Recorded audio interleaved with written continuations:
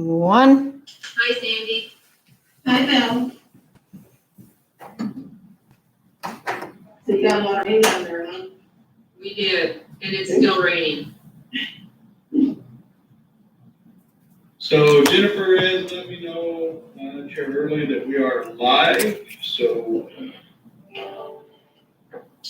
That is good news. So it is January 27th, and it's 8:30 a.m. I would like to call this board meeting for the Oregon State Marine Board to order at this time. I would also like to start off the meeting by saying thank you to Randy Henry and his team for putting together such a robust work session for us yesterday on PDFs. So thank you to Randy and his team. We will start off with the approval of the minutes for the October 21st, 2021 meeting. Everybody has had a chance to review those. I would entertain a motion. I would make a motion to approve the minutes. I'll second. Okay, we have a motion and a second. All those in favor, please say aye. Aye. Aye. Aye. And we do have a full docket today with all board members present. So I know Craig is there, and Laura, Pauline, Vince, and of course myself. So we have had quite a bit of participation in our public comment. Of course, with these virtual meetings, we cannot do any public comment at the meeting itself, but the public comment period ended on Monday evening, and we had quite the packet to go through. So we are going to move on to agenda item A at this time. But first, I would like to take a moment to recognize somebody within the Marine Board. I know Director Warren is going to continue to follow up on this, but I would like to say thank you. Thank you to Sandy for all of your service to the Oregon State Marine Board. I know that you probably don't remember this, or maybe you do, but when you came on board, my father was on the board, and he remembers you. He remembers how enthusiastic and how efficient you were during that time. I talked to him about a month ago about it, and he said, "Oh, I remember Sandy very well." Anyway, you made quite the impression on him. You have made quite the impression on the board, the voters for the state of Oregon. And I would just like to thank you for your dedication. The history and knowledge that you have for our agency is uncomparable. And we just don't see people who stay in a job for that many years anymore. And I just want to say, just how grateful I am that you have been there that entire time and have been able to carry things through different directors and different board members. So thank you, Sandy. Well, thank you, Val. That was very nice. Yeah, it's been a fun run.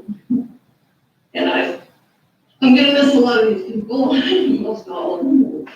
And it's grown so much from 12 people when I started to the contingent we have now, and there's been so many changes and so many directors, but it's been a fun run. Well, I wouldn't be surprised if somebody doesn't reach out to you occasionally and ask you, "Hey, do you remember this? And can you tell me something?" I think that you are an invaluable resource.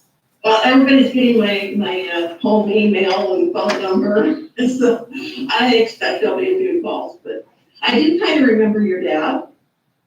I wouldn't know him if he walked up and said hi, but I remember that he was on the board, but it's been a long time.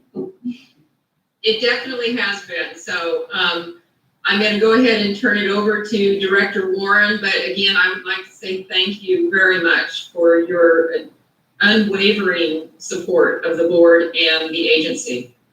Well, thank you, Val. Director Warren. Yeah, Chair Early, members of the board, Larry Warren, Director of your Oregon State Marine Board. And I would just like to add in addition, there's When you go to business school, they don't teach you how valuable people like Sandy are to your organization. Understanding where you've been is so critical to the culture of your organization. And you mentioned Sandy's been through lots of directors. She's a true politician. She'll never name her favorite. So everybody out there, all the past directors can just think that it was them. And, but really, I think one thing that really encapsulates Sandy when you get to know her is how much she helps people. Her family, she's got a huge extended family in this area.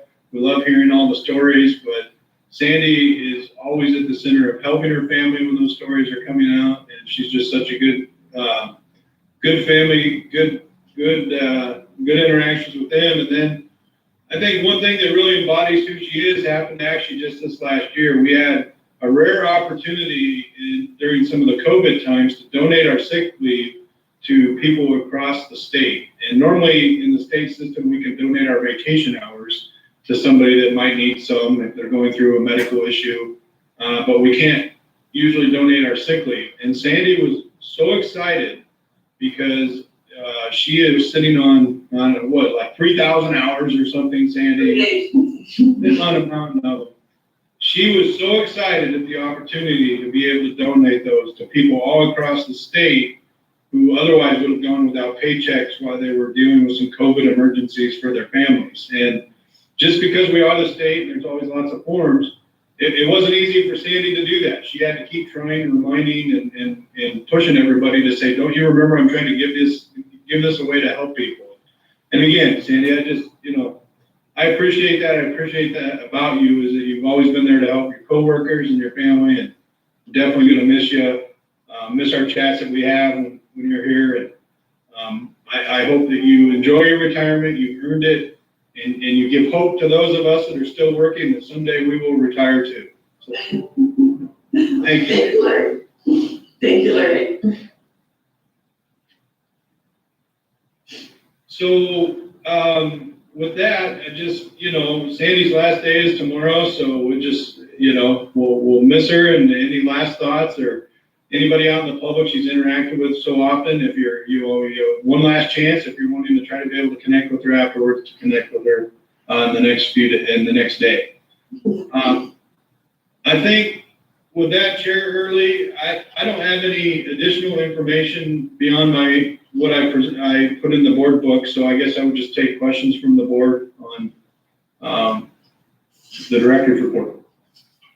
Okay, I see Craig has his hand up, so go ahead, Craig. Yeah, of course, it's not, just a minute, clear my throat. As normal, I do have a few questions, Larry.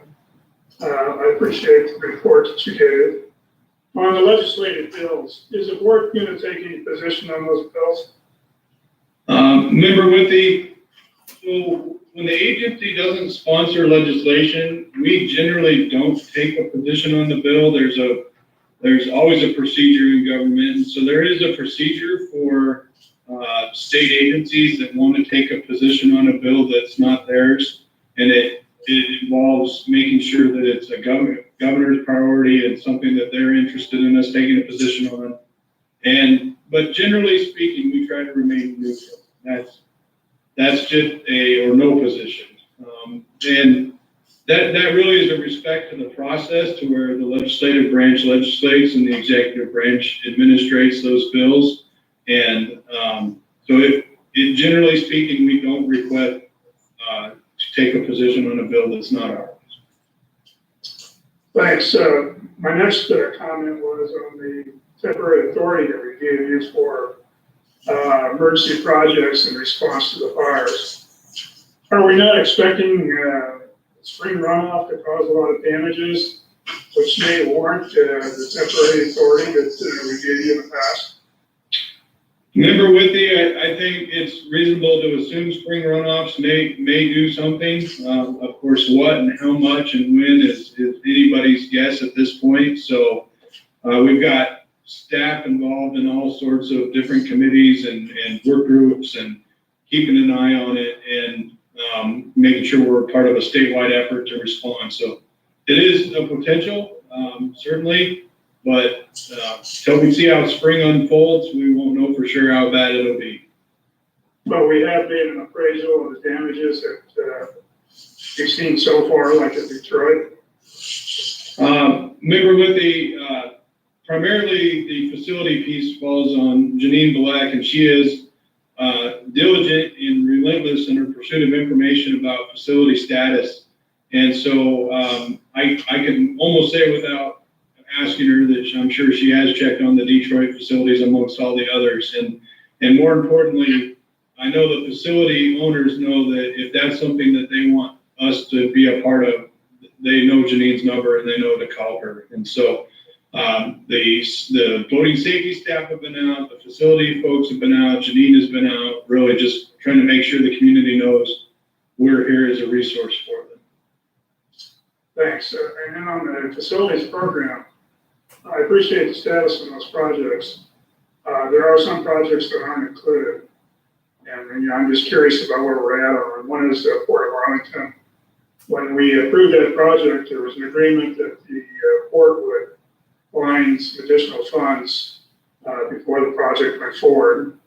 I don't know where that's at. And then the other one is Port Toledo. You know, they were responsible for relocating an accessible operation they had on the dock. So I would like to know where that stands. Sure. Member Withy, I could give you an approximation on Toledo, but far better than that, Janine could give you an answer. So go ahead, Janine. Hi, Member Withy.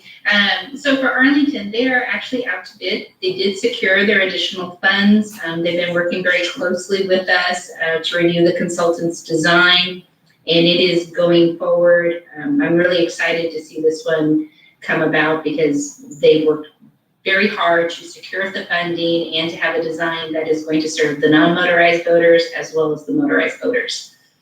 And then Toledo, so the longtime port manager, Bud Shoemake, is retiring at the end of this month. We have met with the new port manager. She used to work for the city's Chamber of Commerce. She's worked for Travel Oregon. She comes with a vast wealth of knowledge and experience. And we are moving forward.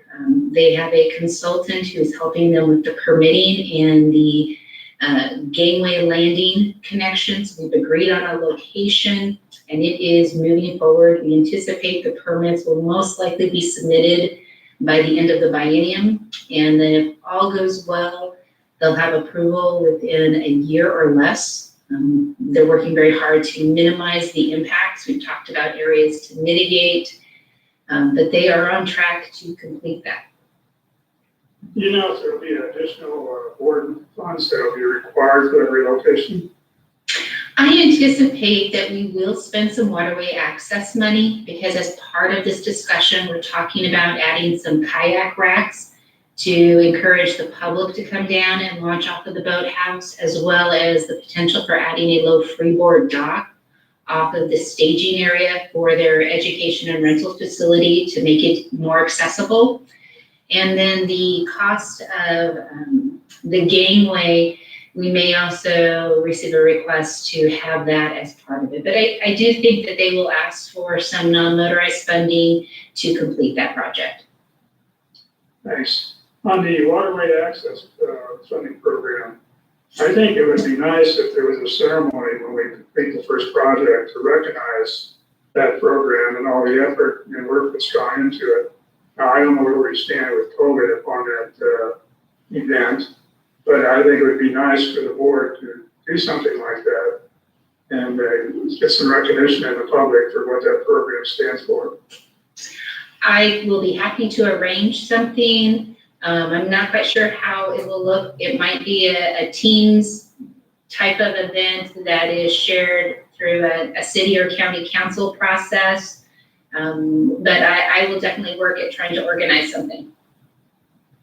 Thanks, Dave. You're very welcome. On the law enforcement suite, Brian Paulson put together an excellent presentation on the platform analysis. And I would like to see that shared with the entire board. Yeah, I'm always impressed by Brian's professionalism. He does a super job, and I would like to recognize him with one of our coins when we're given the opportunity to do that.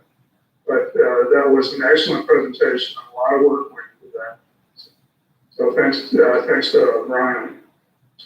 And that was, just to clarify, that was presented at the law enforcement, end of the year. Is that the one you're referring to, Craig, or were you referring to the one that he just did last week for the, LE meeting?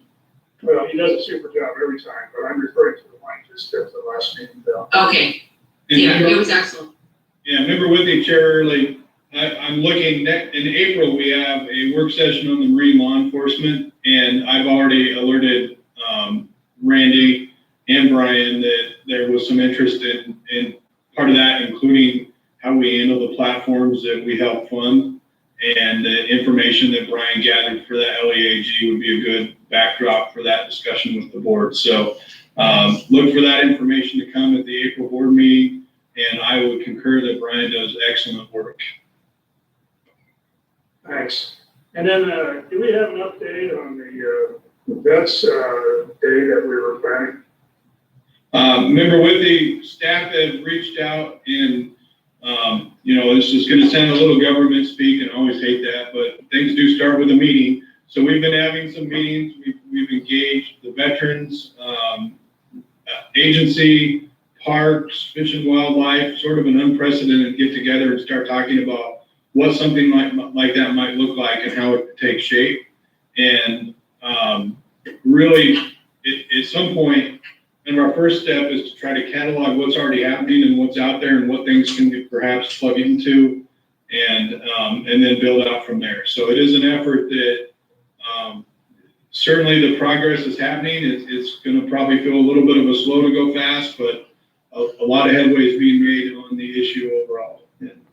Well, appreciate the effort, and in that same regard, I think the board should do a lot more to promote voting and get more people involved to the extent we can. So I would like to see us do something around kids' participation in voting. I talked a little bit with Vince about this. I don't know what that looks like either, but I would like to see us do something to really promote it to the young voters in our state.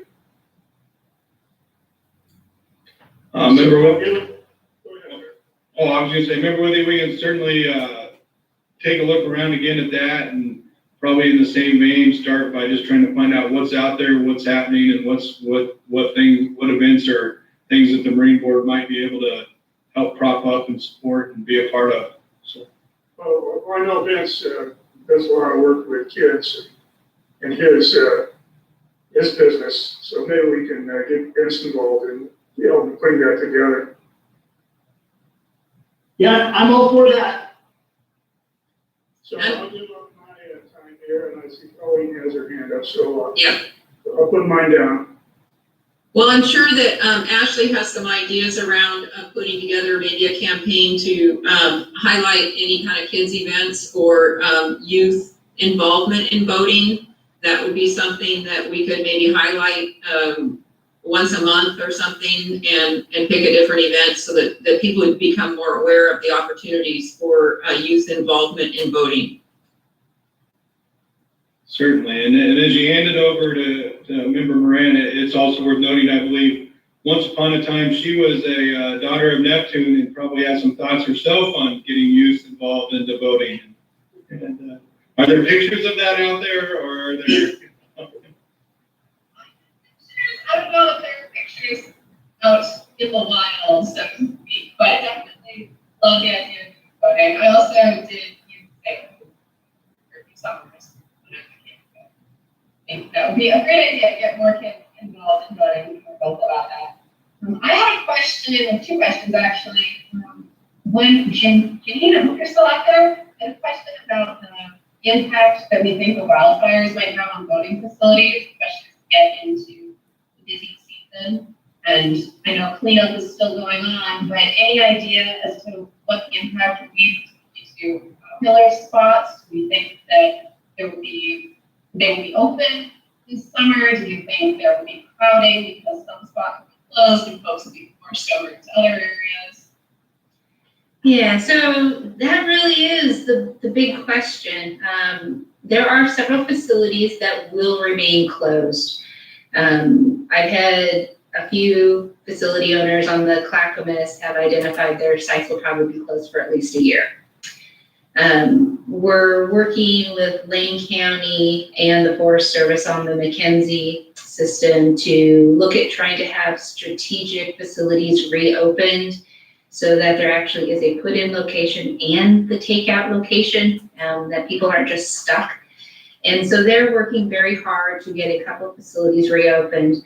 There is a lot of challenges associated with the trees. Most facilities have had damage assessments or identification of hazardous trees. The challenge is the removal. There is a lot of concern over cultural, archaeological issues associated with all the ground disturbance that is going on, as well as the permitting associated with areas within riparian habitat zones. So we are working, the big focus really is to make sure if there is a put-in, there is a takeout, or if there is a takeout, there is a put-in, so nobody is in an unsafe situation. And there are a few facilities that may have some modified reopening where maybe not the full parking area is available. How that looks and how well it works through the summer with some peak loading, that's really a lot of unknown. I've had some outfitter guides tell me they probably won't go to some of those systems, and I've had other ones say they're actually going to go there because they're curious and they want to kind of document the change as it happens over time from the disaster. So I'm not quite sure yet how dramatic the impact will be, but we're working with numerous different agencies to look at the obstructions and the navigation issues. And I'm gonna throw Brian out there again, as well as Randy. They have been extremely busy in receiving and evaluating those. And we're helping them with the FEMA claim to hopefully address those items as we discover them. But it will be an ever-evolving situation. Hazards and obstructions are potential ones that were identified in October and November before the high water. You know, it's no surprise. You're familiar with the water on Bodie. High water comes in, this stuff changes, moves around. Some of them continue downstream, some of them accumulate and grow. It will be an ever-evolving situation, which is why Joe Severson, my GIS planning person, and Brian have worked to develop this obstruction reporting tool to get out to American Whitewater to help capture some of this information. There's a lot of interest in helping us stay aware of where things are going. So it will be an ever-evolving situation. I wish I had a better answer, but Mother Nature is far from predictable. Thank you. I realize it's a little early now. Sorry, like in May or June, but I think that's. And then my second question has to do with voter registration, and noticing that there were over 12,000 vote registrations that expired in 2018 and they were not renewed. I'm just curious if anyone has any insight as to what may have happened to those 12,000 votes. Still on the water, if they're, quietly rotting away in a marina somewhere, or if they might be the next batch of it.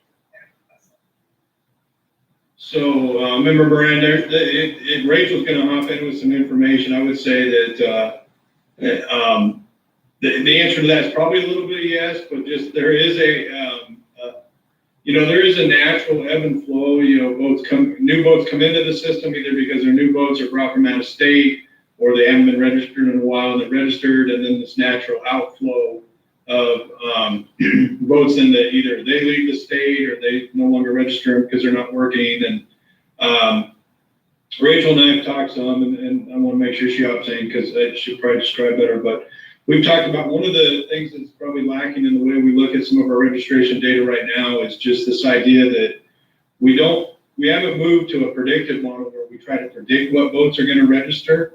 And then that would be more informative to us than just we lost 12,000, we gained 11,000, but more, the data is telling us that we expect 85% of boats to register each year that we're gonna lose 15% and gain hopefully 15%. And so Rachel has some thoughts around doing some of that data collection, and so I'll let her jump in with some of that. Yes, thank you, Larry. Board Member Moran, members of the board.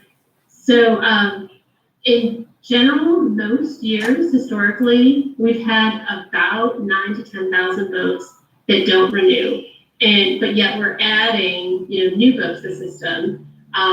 Again, it changes, but year to year, it could be it's around 7,000 like brand new votes to Oregon are added. So those are the brand new votes, or votes are coming from California or Washington and getting a new Oregon title.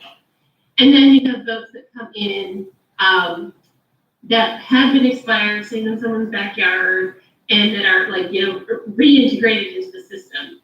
So the churn historically has been around 10,000. So 12,000 is a little high, but it's actually better than some other year classes. I think looking back, like the 16s for a while were really high. We were like at this point. So if you go back a few years, the 16s were like almost like 18,000. Not continuing the system.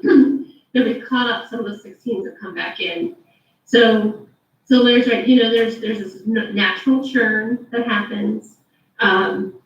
But then there's certain years, right, where we see an uptick of votes that don't renew.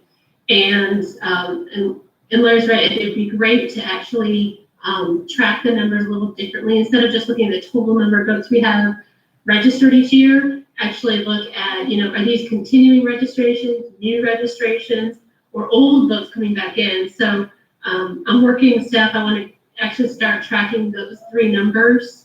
Because I think they're going to be more interesting, tell a more interesting story.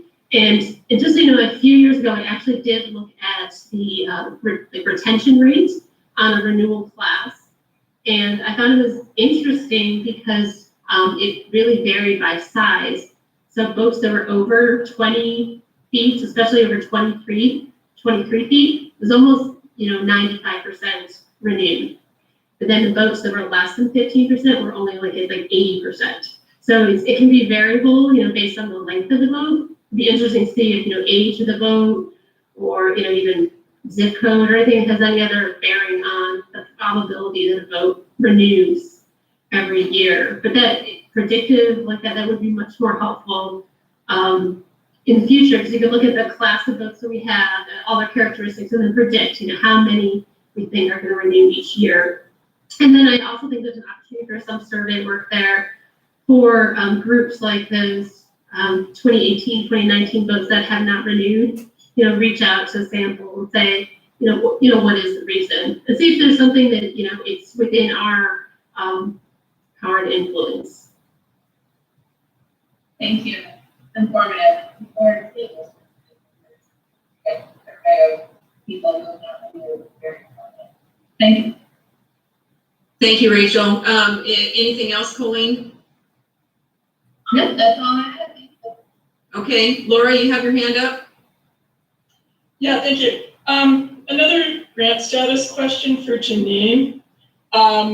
We did that approval for the Lower Columbia River Estuary Partnership, and there was a glitch about their status as a guide outfitter. Did that get resolved so that they can actually complete their project?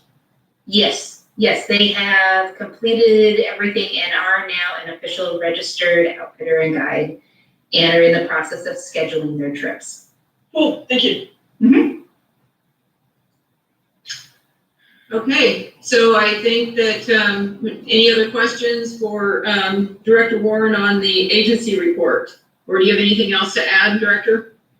Chair, really, I would just add that good, better, and different legislative session waits for no one. And so I've got some triple bookings during this meeting.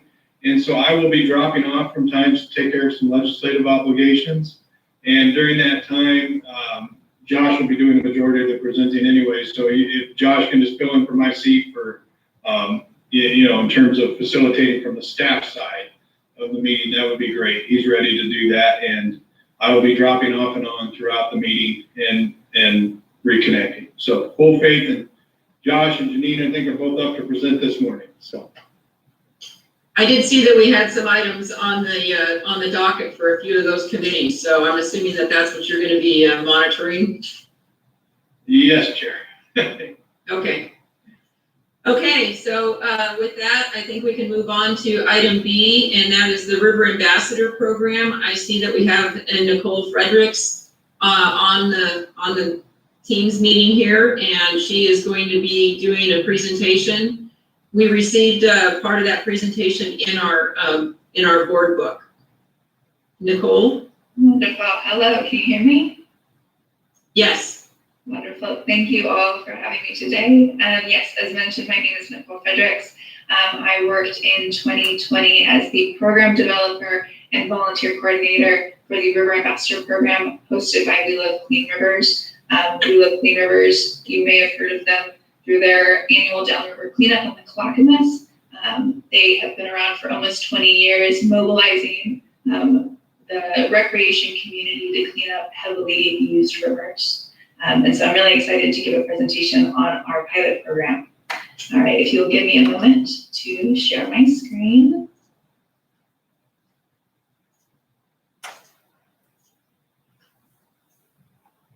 All right, let me go back.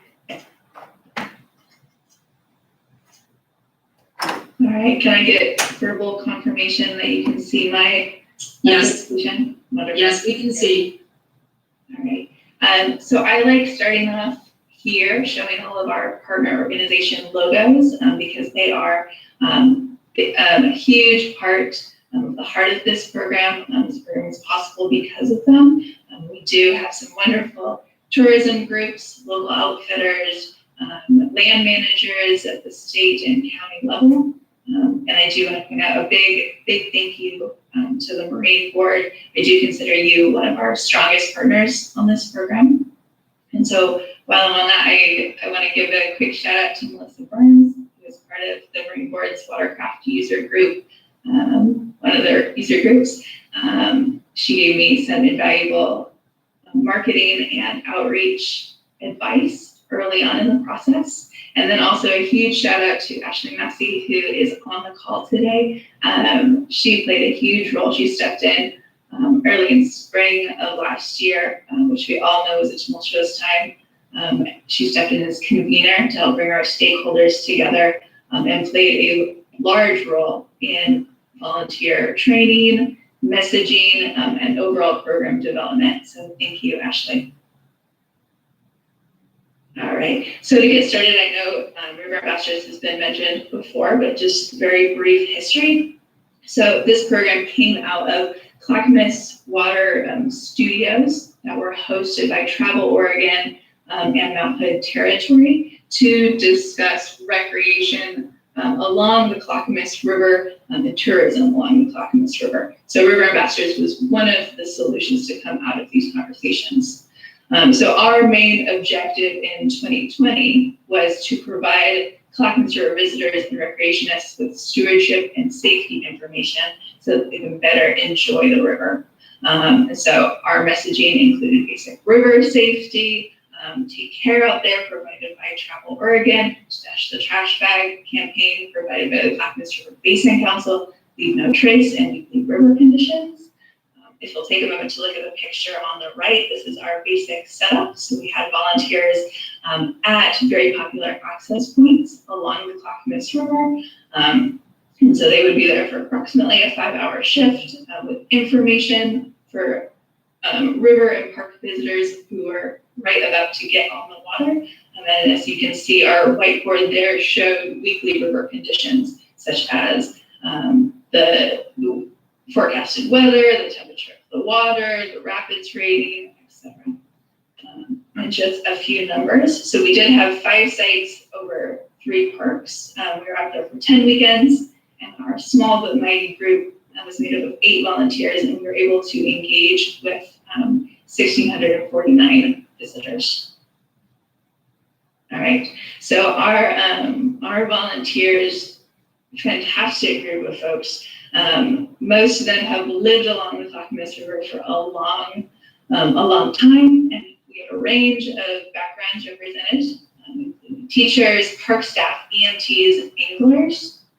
These are people who really care about the river. Several of them are folks who very intentionally make sure to clean the river every time they float down.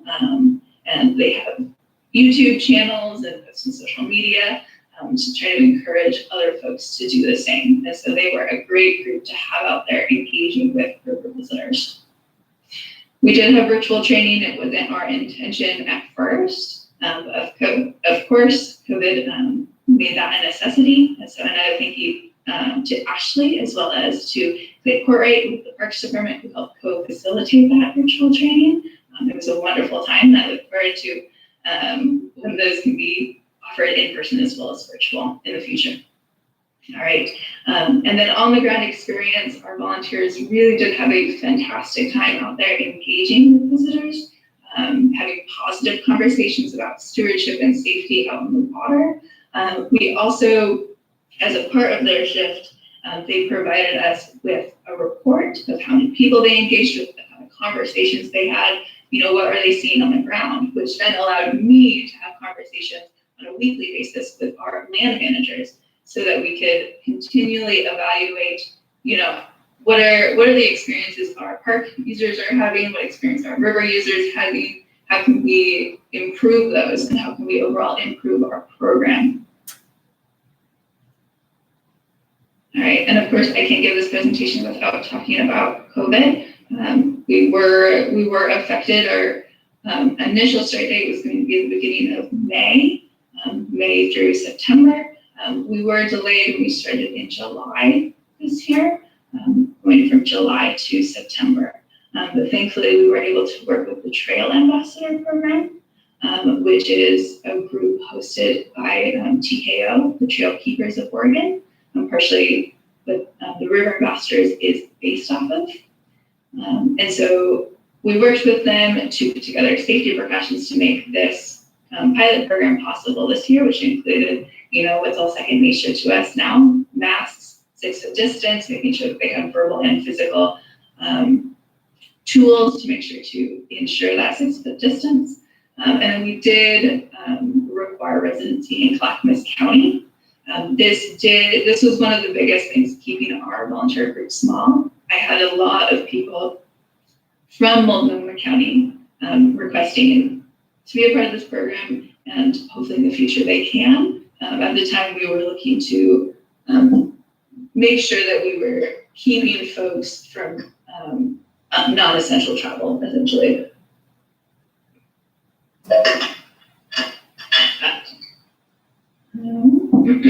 And then wildfires. So while we were very lucky in that our volunteers wrapped up the weekend before wildfires really hit, as mentioned earlier in this meeting, we know that wildfires are going to affect our waterways. And so looking forward to the future, knowing that, making sure that we have up-to-date messaging so that people are aware of the conditions of waterways as they hop on, so that they can stay safe, essentially. I should also mention that COVID did affect some of the objectives of this program. It was started, excuse me, it was started from a lens of tourism. And so part of this program was to encourage folks to stop and enjoy the communities immediately around the Clackamas River. And unfortunately this year we weren't able to do as much of that, encouraging and promoting as we would like to, because not encouraging non-essential travel, a lot of places were closed. And so as we look to the future, we're looking to increase some of that messaging. All right, just a quick overview of our sites. We did have 5 total sites, 3 parks, Barton, River, Mount McIver State Park. If you know the Clackamas River, you know that these are very highly used access sites along the Clackamas, and so it was a great starting point for this program. We have talked in a recent stakeholder meeting about expanding both up and downstream. But for 2020, we did have 10 weekends, and we were able to engage, as I mentioned earlier, with 1,649 visitors. All right, and so I wanted to report back to you about some of the things that we learned, because this program at the core is meant for expansion and is meant for duplication over different waterways. So I want to talk a little bit about what we learned. So first of all, we learned a lot about very site-specific information. Every access point is very different, and our river visitors were looking for different information. And so as we were able to get those shift reports each week, we were able to continually improve our program and gather the information that our visitors were looking for. It also allowed us to kind of get a small window into, what is the recreation experience? What are the equipment levels here at each site, right? Do people regularly bring a life jacket to this access point or no, and why? And then across the board, so as I mentioned before, Stash the Trash Bags. If you're not familiar, the Clackamas River Basin Council prints these fantastic mesh trash bags, which are pictured at the bottom of the screen here.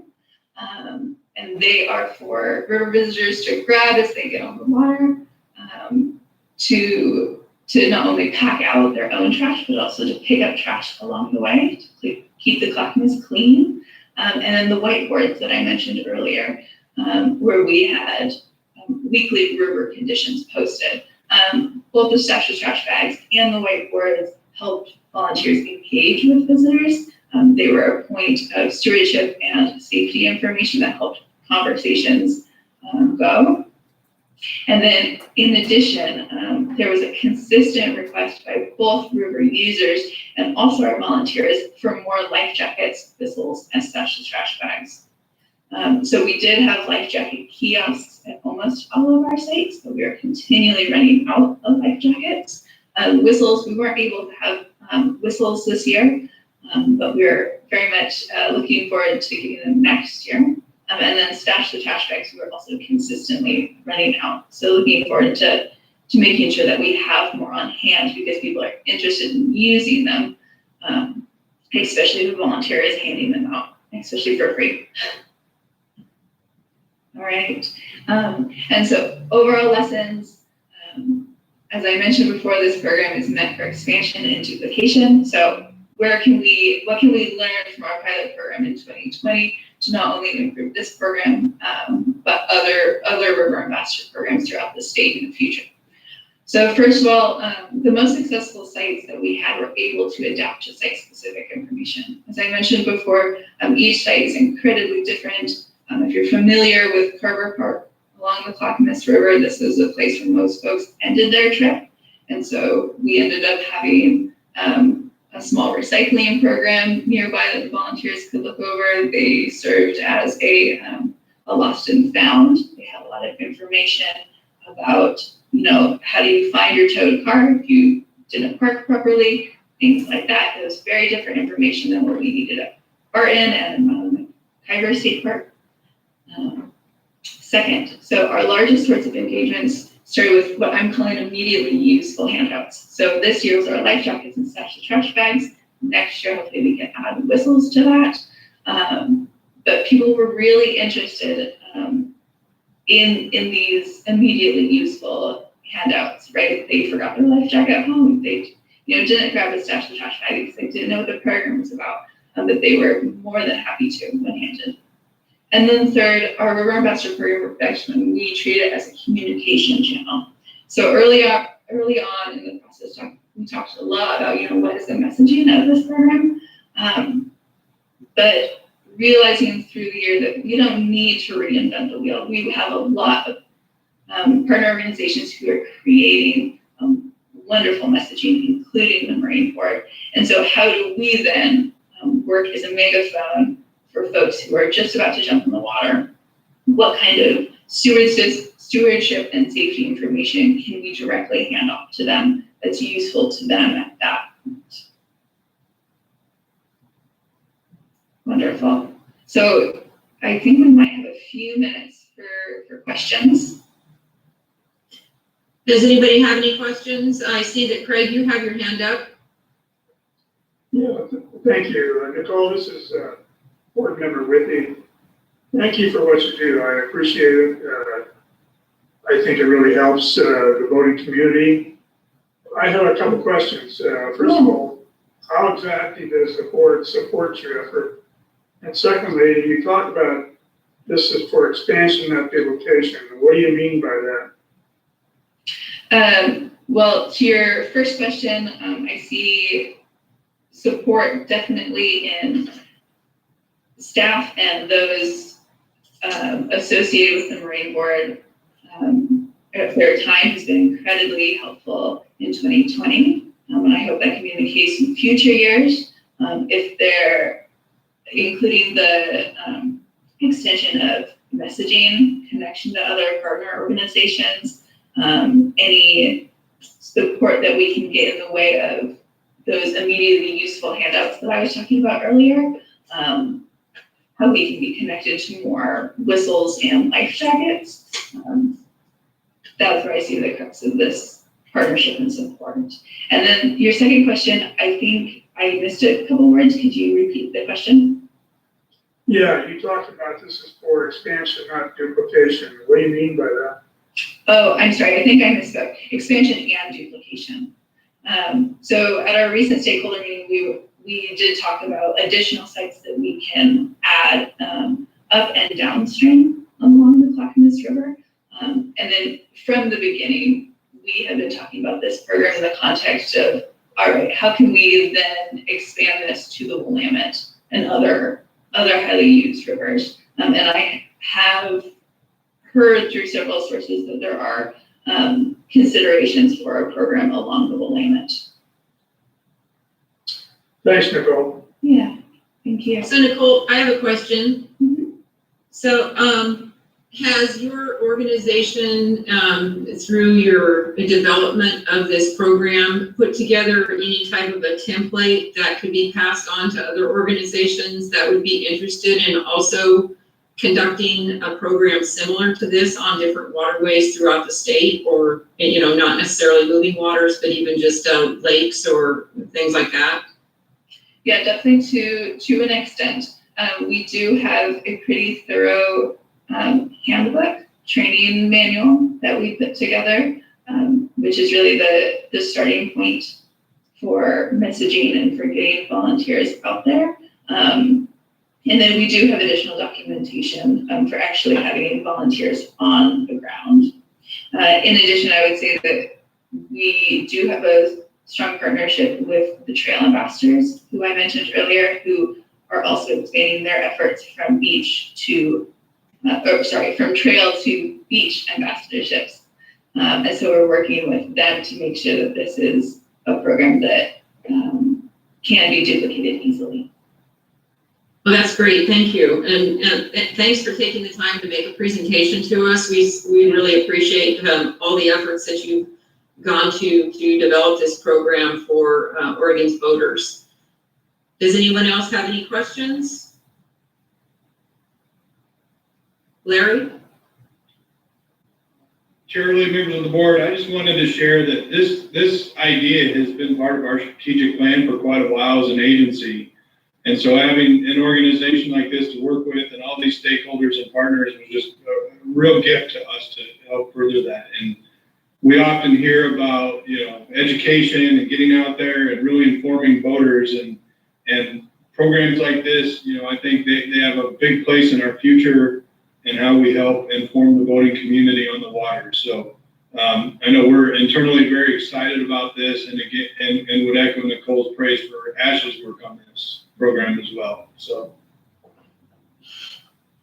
Thank you. I remembered that from the strategic plan, which is why I kind of was interested in a template for the organization of it, because it can be passed on to other organizations. But it sounds like the River Ambassadors program that you've developed has the workings in order and are certainly willing to help others involved too. So thank you very much. Absolutely, yes. And thank you again for all of your work and partnership in this. This is a fantastic program, and I look forward to seeing it grow. Okay, so, again, thanks very much, and we will move on to, item C then, which is the Facilities Grant 1670 Westport, and Janine Balek will be addressing us. Thank you, Chair, early members of the board. Steve Meschke, the Clatsop County Parks Director, is also on the call. So this is a, Steve, are you there? Yep, I'm here. So this is a project that has been a decade. Sorry. I'm sorry, I'm hearing an echo. I'm not sure where it's coming from. So this has taken a decade to get to this point. I'm really sorry, but I am so I'm not sure where that echo is coming from. Do you have a speaker on? It's on. Mine's doing it too now.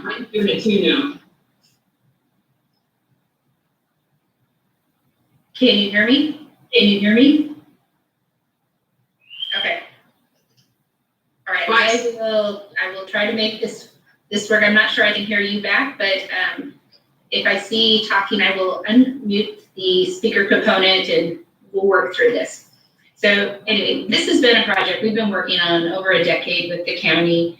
A past board, I don't think anybody on the current board has actually visited the site as part of a board meeting, but we have been working on this massive redevelopment at the Westport launch. And permits are in hand, every clearance has been made, and we are in front of you today to ask to buy materials, to have them in hand so that when the county submits a grant application for the construction phase, the contractor will be able to take advantage of the best weather and get this project done. The county is coming forward with a commendable cash match, especially in the times of COVID and impacts to budgets. ODF&W will also be coming to the table for the construction phase. The Columbia River Yachting Association has a financial commitment. We've already secured federal funds for the tie-up facility portion. This is really a phenomenal project that is not only a place of safe harborage for cruisers and provides will be providing an accessible launch point for paddlers to access Westport Slough. This has just taken a long time in coming. Various phases have been up to the board previously, and this is a key piece. By buying the materials ahead of time, it also reduces the cost of paying profit and overhead to a contractor. So it's another way to save some funds by having them in hand. And I will tell you right now, the market is very volatile. We're hearing steel aluminum is challenging to get a hold of. And so we want to take away any barriers that would delay the future construction if approved by the board. So staff is recommending, let me see, I'll read it out so that we can just approve what staff is recommending. If you so choose to do so, I am recommending $452,299.87 of boating facility grant funds, $125,000 of waterway access grant funds, $62,700.13 of boating infrastructure federal funds, to match $258,900 of applicant match as identified in the budget for a total project of $898,900. Does the board have any questions of myself or of Steve? Craig. Yeah, thanks, Janine. As I read through this, we talked about having to clean up some environmental contamination. What was that, and are we certain it's all cleaned up? Steve, I'll default to you. You were involved heavily with it. Yeah, so the There was a lot of old trash and stuff left at the mill site from when the mill was there, and the town was using the site kind of as a dump, so we had to clean up some of that, but when we first started this project back in 2004, there was hydrocarbons from fuel left in the soil from the mill. DEQ came through, they did Georgia Pacific actually, working with DEQ in the voluntary site cleanup program. They did test wells and monitoring of the site for several years and deemed that the level of pollution was low enough where we were just pretty much capping over the top of the parking lot, that there was no cleanup needed. So what fuel is in the ground is just gonna stay there, and it's minimal, but it's not gonna affect any recreational use or any hazards to anybody using the site. So there was no major cleanup to speak of out there, other than just trash left over from the mill. So the site has been cleared by. Yeah, the site's been cleared by DEQ, and they said it's good to go. We have letters of all that. So there's no more cleanup required. No other monitoring required either. The presentation of it is we're approving a project for purchasing materials. What about the installation? Something will fund down the road? Yes, I believe that. When I was talking to Janine, we were talking about applying for the construction part of it in the Cycle 1 grant. To start the construction, it's a summer in-water work period. So it's a summer to late fall is the in-water work period. So the plan was to come back for the construction part of it. So my preference is the entire project. I think we're somewhat committed if we purchase material on the construction. Janine? Yeah, I'll let Janine Janine? answer that one. Okay. I think the echo is coming from you. You mute yourself. I think Right, I'm having to toggle on and off my speaker to hear conversations. So I think what Member Withy was asking was, does this commit us to a future phase? And the answer would be no. It's always up to the board's discretion on whether or not you want to do any further phases. The other part is, I actually debated on bringing forth the material purchase with a conceptual award for construction based on the approval of our budget. And we are still working through the stormwater costs to finalize those. So I've got a high level number for the construction, but I wasn't comfortable bringing that forward yet. The deadline for the Cycle 1 grants is March 1st. I do anticipate looking at that and then potentially bringing that grant forward at the April meeting to have the board consider doing a conditional approval upon the passage of our budget for the 21-23, so that the county can initiate the solicitation process and have a contractor on board. That would also let us know exactly where the budget is, and if it comes in under budget, we can basically reduce our grant and have more money to give out. That is what I'm thinking, but as of now, I wasn't comfortable bringing the entire package forward yet. Okay, I Hold understand. on just a minute, Member Withy, so I can unmute the speaker to hear you. Okay, I understand. I appreciate that. But as a board, it's my view that if we spend $500,000, we need to spend it towards completion of an entire project. So I do feel a commitment to completing the whole project if we spend this amount of money. Okay.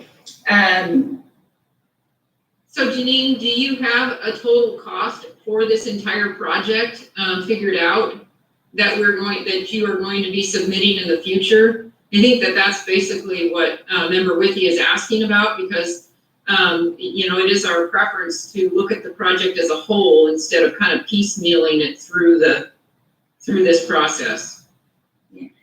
So we do have a preliminary estimate for the construction of about 2.1 million. And Steve, you called yesterday and gave me an update on the county's commitment for your cash match of at least 25%. And as mentioned, we are working with ODF&W. They are potentially going to provide up to 1.5 million, but they are waiting to see the impact of COVID on their federal appropriation for the sport fishing trust fund monies that they receive. So we're still kind of working through that. I will have a better idea of what ODF&W will provide by the end of March. But roughly the additional cost for the construction will be about 2.1 million. And what portion of the, of that do you expect to be the Marine Board's, request? So I'm gonna have to do some quick math here. Well, in the meantime, why don't you do some quick math, and I think that Colleen has a question too. Okay. Can't hear you, Colleen. While you're doing math there, not a question, more of a comment. Then going to Westport, well, COVID notwithstanding, for many summers since I was a child, and you know, as far as the cruising community goes, there's a lot of excitement for this project moving forward. It seems like a prudent decision to me to purchase materials now when material costs are known versus waiting until further down the line when everything is in order. I understand the process of needing to get permits and whatnot, but it seems like construction costs are always what balloons because no one can estimate what materials will cost. It's 9 months, 12 months from now. So it seems like a prudent decision to purchase materials now so that work can begin immediately upon getting them. Thank you. Okay, we're ready. All right, so a quick math. If the county submits just the minimum of 25%, I anticipate the board would spend $400,000 of federal voting infrastructure grant money. And then depending on what ODF&W kicks in, potentially another $375,000 to $175,000 of a combination of waterway access and our regular voting facility grants for the installation of the facilities. So we would be looking at somewhere between, let's say, $775,000 to $575,000 of state and federal funds. Member Withy, I saw your hand up first. Well, as we're ready, I'll make a motion that we approve grant number 1670 with the understanding that we'll fund the entire project in due course at the estimated amount that you just provided. Laura, you have a question? Well, I'll second Member Withy's motion, and just again, to make it clear in my brain, we are separating the materials purchased from the construction, basically so that we can get the materials under fabrication, get them in possession, so that we don't lose the 2021 construction season. Correct. Okay, thank you. Okay, just to reiterate the motion, and the second then is to approve grant 1670 for the purchase of the materials with a pre-commitment to funding the project at the estimated $575,000 to $775,000 amount that was stated. Is that correct? Member Withy? Yes, that's my motion. Okay. Okay, is there any additional discussion? So, Laura, you still have your hand up? My bad, it's taking a long time for it to hit the drop thing. Yeah. Okay. Vince? I can hear, I'm good, I have no other questions. Okay. Okay, seeing as there is none, we will vote on the approval for the facilities grant 1670. All those in favor, please say aye. I, Aye. Okay, good luck, Steve, with the purchase of the materials. Thank you. Thank you, Aye. Chair, early members of the board. Okay, I think we'll go ahead. So we'll go ahead and move on to item D at this point, unless people need a break. Is everybody okay, or do you want to take a short break?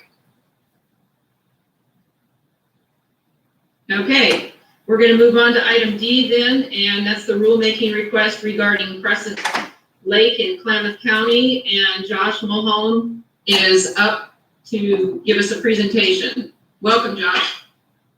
Oh, thank you, Chair, other members of the board. For the record, my name is Josh Mulholland, Environment Policy Program Manager for the Oregon State Marine Board. I'm going to start today with item D, a relatively simple item. I was contacted by the Klamath County Sheriff's Office in the fall regarding safety concerns in a small area of Crescent Lake in Klamath County. For some of the boating season, this cove becomes a party cove, if you want to call it that. But also, and more importantly, it becomes a widely used boat launch and access area, albeit an informal one. The Sheriff's Office is seeing more and more potential for hazardous situations in this relatively small cove, and has asked that this area be designated as a slow no wake zone to be consistent with the laws around the formal launches that are already around the lake. In the board book, there's a letter from the Sheriff's Office along with some photos that they provided regarding the closure area. And I hope you had time to review those and look at the photos of this small beach cove area. Just a little real quick information on Crescent Lake, for those of you who may not be familiar with it. It's a relatively large 4,500 acre lake, very deep in northern Klamath County. Depending on the water level, the area that's proposed to be designated for slow no wake is give or take about 14 acres. And then you'll see I provided a couple photos of the lake and then the inset, so where you can see the extent of the slow no wake area that was proposed. Member Wiki, I see your hand up, so please go ahead. I meant to talk after you were done, so go ahead and repeat it. Okay. I'm almost done, I promise. So before I kick it to you for your decision, I'd like to point out from the staff point of view that this slow no wake zone, if proposed and adopted, would be consistent with restrictions that we have for formal public access, is the 200-foot slow no wake buffer that access is and in large mortgages receive. Also, as was mentioned in the Sheriff's Office letter, they're happy to take on the task of putting the buoys out, maintaining them. They're simply looking for us to help from the rule standpoint. So no additional work from OSMB staff would be required as part of this. So yeah, the recommendation from staff would be in deference to our law enforcement partners, and because this request has some simple logic to it, staff recommends that the board open rulemaking process and direct staff to propose the rules that would establish this zone. And with that, I'm done. So, Member Wiki, please proceed. Yeah, I would like to speak in favor of this proposal. I don't know if anybody besides myself is familiar with Crescent Lake. It is a party lake in the summer. It's one of the few lakes in the Cascades where there's actual swimming on the beach. It is a deep lake, but along the shoreline, it's fairly shallow. And it is in the irrigation system in Deschutes County. It's indeed is the headwaters of that irrigation system. So water level is drawn down in the summer. And the main dock and the ramp facility is at the opposite end of the lake. And it does get pretty unusable in the summer. The area we're speaking of is on the backside of the lake, and it has an unimproved road that's back to that area. So it's pretty difficult for someone to pull a boat back in there, although they do. But there's a big party at the lake, and a lot of kids and young people out swimming in the water and participating. So it does present some hazards when you have voting activity around those individuals. So I'm in full support of this proposal. I just want to pass on my knowledge of what I will be making a motion that we proceed with rulemaking regarding this request. Okay, thank you, Craig. I've been there too, and yes, a lot of families use that area, but it is a party lake. You know, everybody over there knows that, and so from a safety aspect, I would agree that this would be very good to go ahead and move forward with. Vince, you got your hand up? No, I just say I agree with Craig. I think in the spirit of safety, I would like to second his motion to grant the request for a slow to wake zone. Okay, so just to be clear, that would open the rulemaking and the staff would come back with the proposed rules and we would be addressing that at the next meeting. That is correct, Chair. Yes. Did you have something else to add? Oh, okay, put your hand down. Any other questions or comments regarding the motion?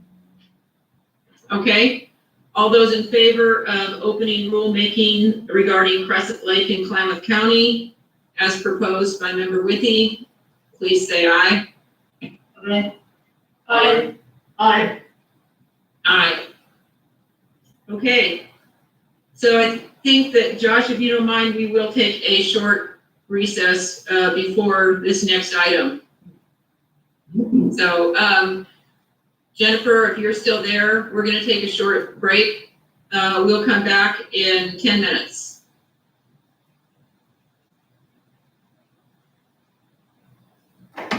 And just as a reminder to everybody, it'll take us just a second to close off the live stream, so you're still live here for a few moments. I saw them head over to pause that. Thank you. Yeah.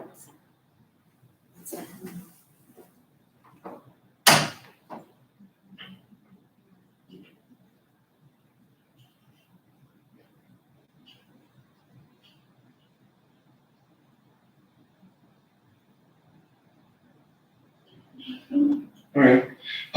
Just so everybody knows, somebody just informed me that we're not going to be able to pause the live stream. So just for members' sake, if you're not wanting to be on camera for the public right now, you would want to stop your video and stop your audio and take a break.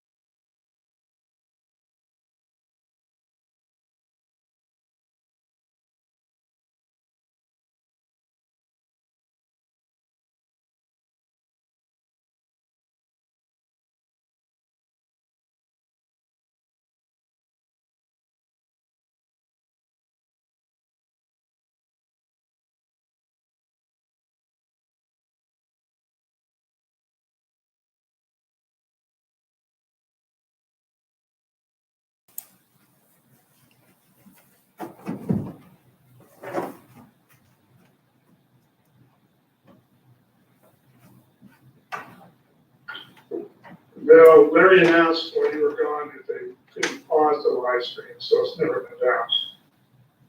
Oh, okay.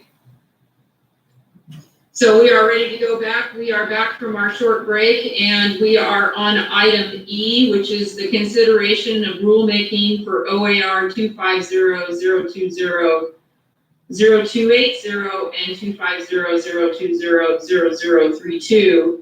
And just before you get started, Josh, I would like to say that we had tremendous public comment. It was almost overwhelming, I have to say, especially the big last batch that came through. So take it away, Josh. Thank you, Chair Early, members of the board. So item E is a continuation of the rulemaking process for the Lower Willamette River that began over 15 months ago at this point. As you'll recall, at our last meeting, the board voted to adopt pass-through zones to the north and the south of Ross Island and to extend the Holgate Channel Slono Wake Zone. Also at that last meeting, the board made an additional proposal to connect the already passed pass-through zones and extend the regulations for on-water infrastructure that's currently in place in the Newburgh Pool to the stretch of water between Willamette Falls and the proposed pass-through zones, that Waverly Marina area. So rules were proposed with the Secretary of State's office over the past couple months. 2 virtual hearings were held to assist interested parties, provide informed input. Staff put together a companion document to the official rulemaking notices that I provided in your board book, and I have available if you want to visit that. I can share my screen. But it was, just a simplification of what the rules that were being proposed were, so the public can provide some input. I do understand there's been some confusion regarding the 2 rule filings that have been filed. So that's simply because of an artifact of how our rules are structured, our local rules, on a county by county basis. So any rule that will affect multiple counties has to be filed in the different county rules, even if the verbiage is completely the same as is basically the case with this current rulemaking. And I want to let the board know the board can certainly vote on separate aspects of the current proposal. But the last 15 months or so of work has birthed the proposal with the rules for the different counties, and I would encourage the board to look at it holistically.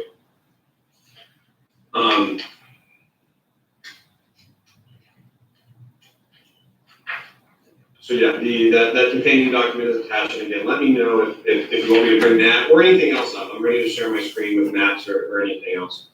I think that's going to be helpful, Josh, just moving forward. When people have questions, just perhaps be ready to go ahead and share your screen with whatever questions or comments are being made to be able to reference it.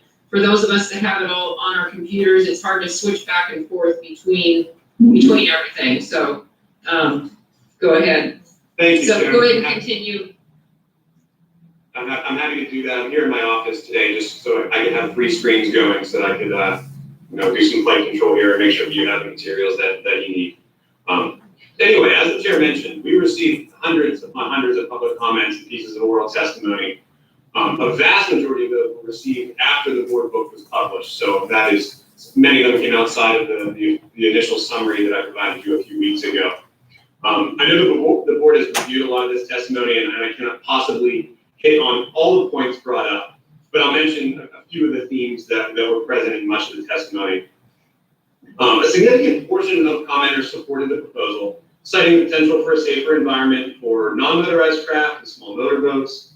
Some supporters cited the potential for mitigation of damage from waves, and there were plenty that supported the proposal because of perceived benefits to fish, wildlife, and associated habitat. As always, a portion of the commenters also adamantly opposed the proposal. They did so for a variety of reasons, one of which was questions about enforcement of current rules and current education efforts. Many of those people believe that the Marine Board should continue to focus on addressing the current issues through education and enforcement of current laws and not look to make new laws.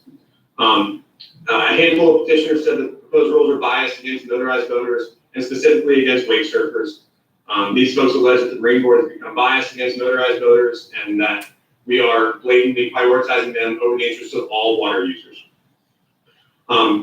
As you saw in the comments, there are many folks that said that the proposed rules would create more problems with congestion and create dangerous situations in areas of the river that were currently unregulated by these rules. And I'll get back to that in a little bit. There are also those that did not support the proposal because it does not go far enough, essentially, because comprehensive restrictions on all wake boats or wake style watercraft or even all motor boats is actually what's needed, and that these rules do not go anywhere near far enough to adequately address some people's concerns. And then almost a universal theme among many opponents was that the proposed rules will lead to a decline in home values along the river, whether that is because people will not be able to use their watercraft for their intended purpose, or because certain watercraft are actually damaging the value of their home. It's something that we continuously hear from both sides. As I mentioned before, a whole lot of comments were received after I wrote the initial summary. Much of this was due to email and social media blasts from both dealers, stakeholder groups, and from the Willamette River Keeper, urging folks to contact us with their perspective, which is great, by the way. It did lead to hundreds of additional comments that we may not have received. In that recent testimony, much of which was in that last blast that Chair really referenced, a few other themes emerged that I want to, they're not in your current board book, but I want to make sure they're mentioned here in this meeting. One of those impacts is small businesses. Recent testimony has highlighted negative effects on river recreation businesses if towed water sports are significantly restricted on the lower Willamette River. Another emerging concern is a potential need for more regulations around the Elk Rock Island, Milwaukee Bay Park area, in that kind of close to the middle of that Waverly to, and I'm actually going to share my screen real quick on this one.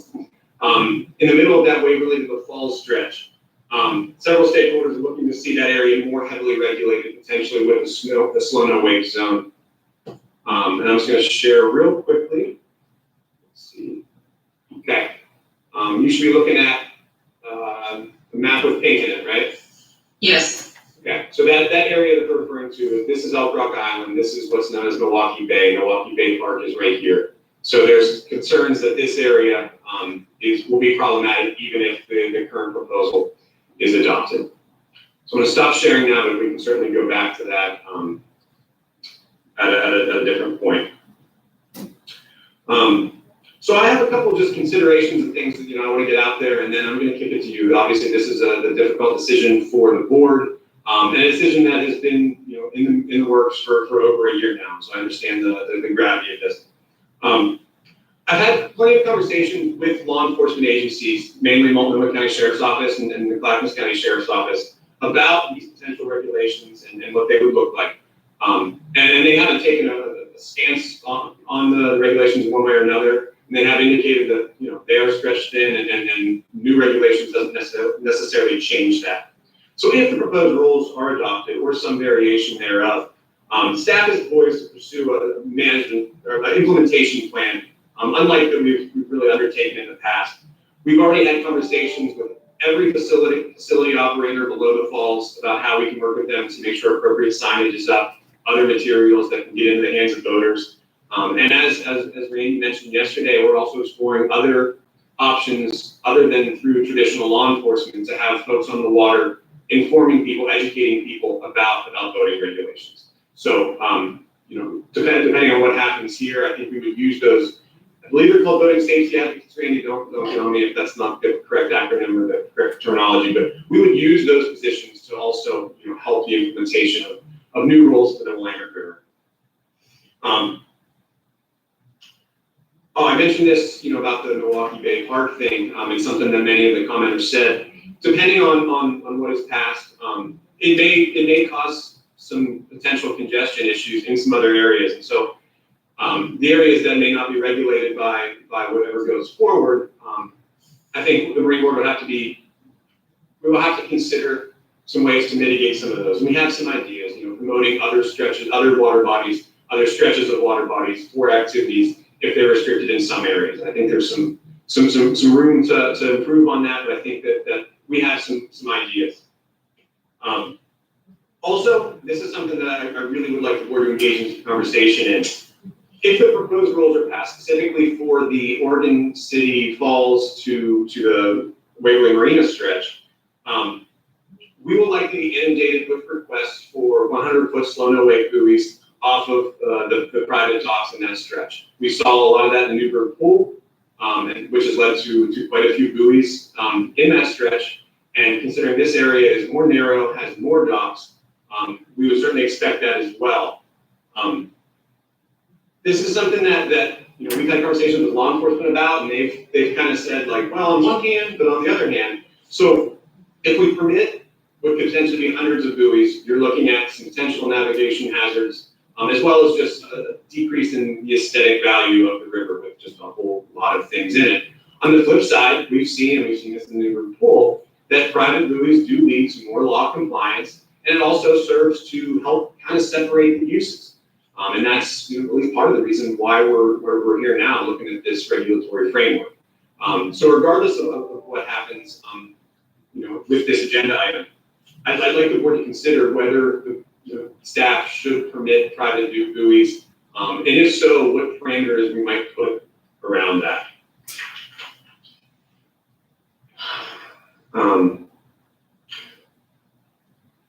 The board should also be aware that future requests for rulemaking on this will begin coming in immediately after any proposal is adopted. And just like we have done on the Newburgh Pool, I would encourage the board to consider some sort of implementation and evaluation time frame that then I would be able to share with stakeholders when they say, like, well, can I get this change? And I at least be able to point to, anything is possible, but however, and we're continuing to evaluate, however, the board has indicated that they would like to see this, evaluated over X amount of years before it's revisited. So that's just a kind of a personal request, actually. Something like that will help staff as we go forward and convey the wishes of the board.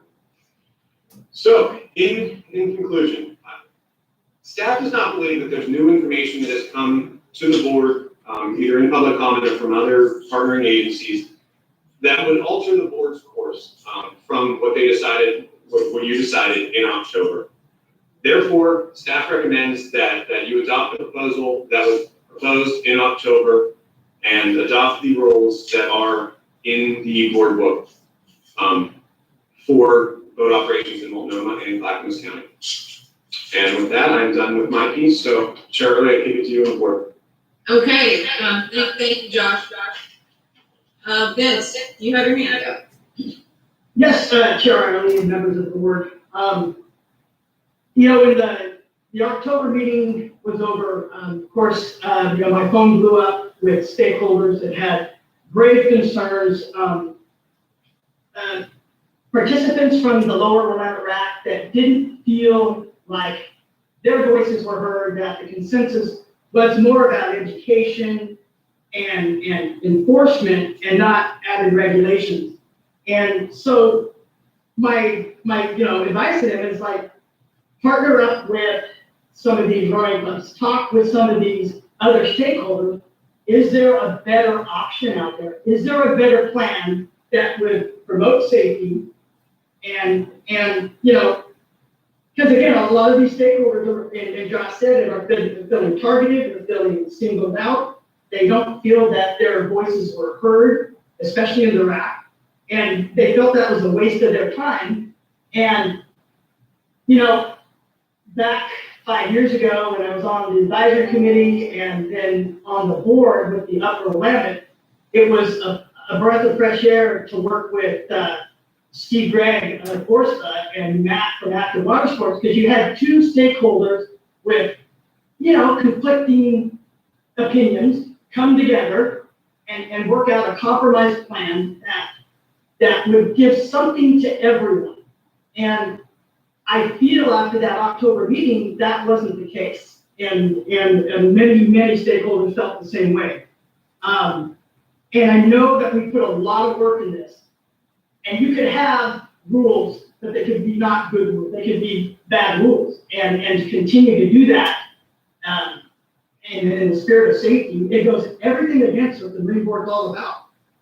And so talking with these stakeholders, and this is going to be, like you said, Josh, we got small business that are affected, and there is really right now, we don't have the information of how all these new rules are going to affect small business, how is it going to affect safety. like what our law enforcement partners say, the harbor master said that these new rules are definitely worrisome, that there's some grave concerns of how this is gonna affect other areas. And so again, talking with this group, I said, reach out to some of these other groups and see if you guys can come up with an alternative plan. Because as the board, we get certain information and we can only rule on what we get. And so I have a proposal from, again, lower rack participants.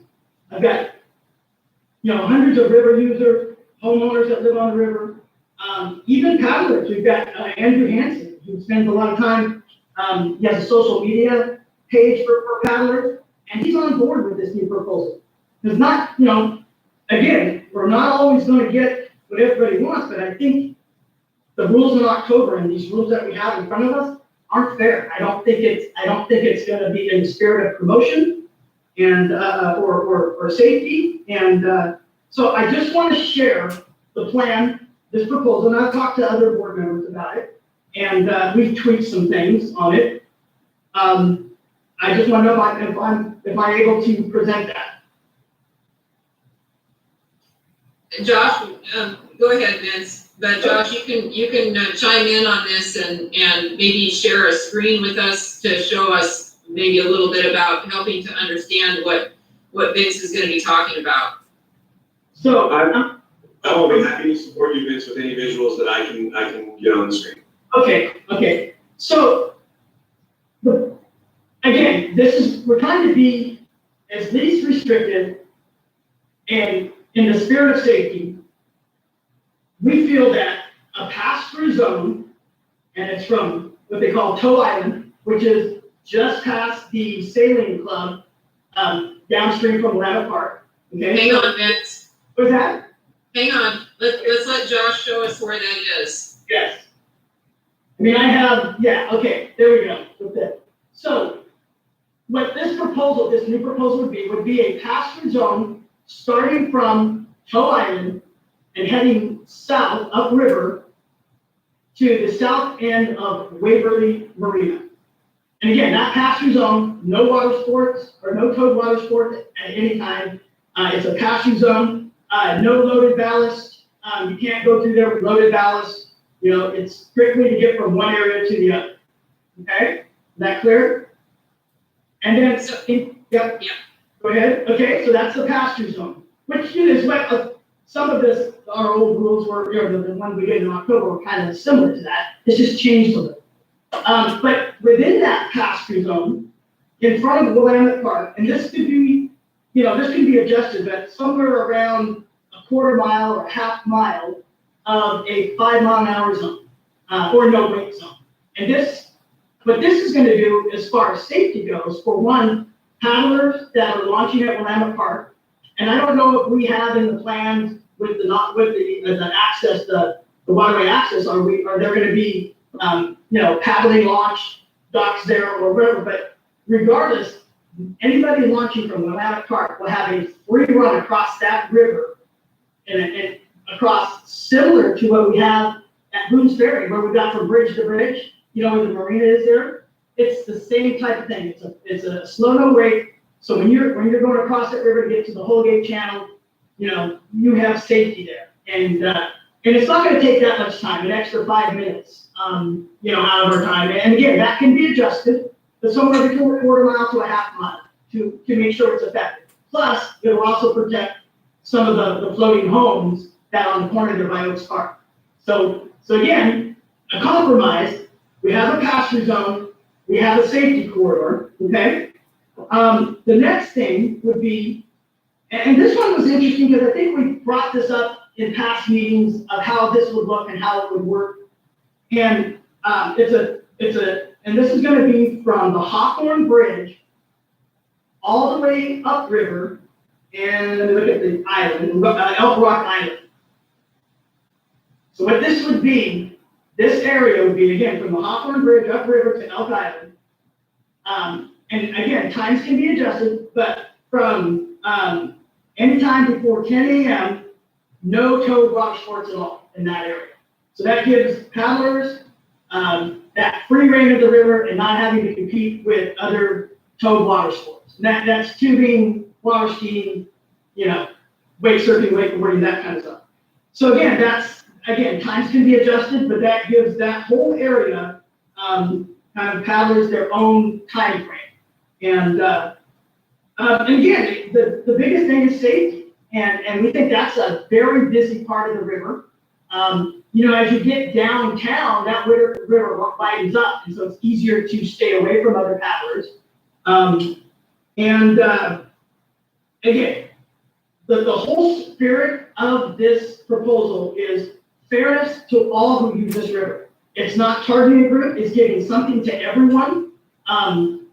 But what has to happen in order for this, there has to be some adjustments. And obviously, we just made rules in October, but those pass-through zones need to be opened up. So we need to go back to square one and basically rescind those rules. And then the rules that we have on the books today, to turn those down in order to see if this could work. I think it's a great approach, but added to that would be education for all. And I'm not just talking, I'm talking to everybody.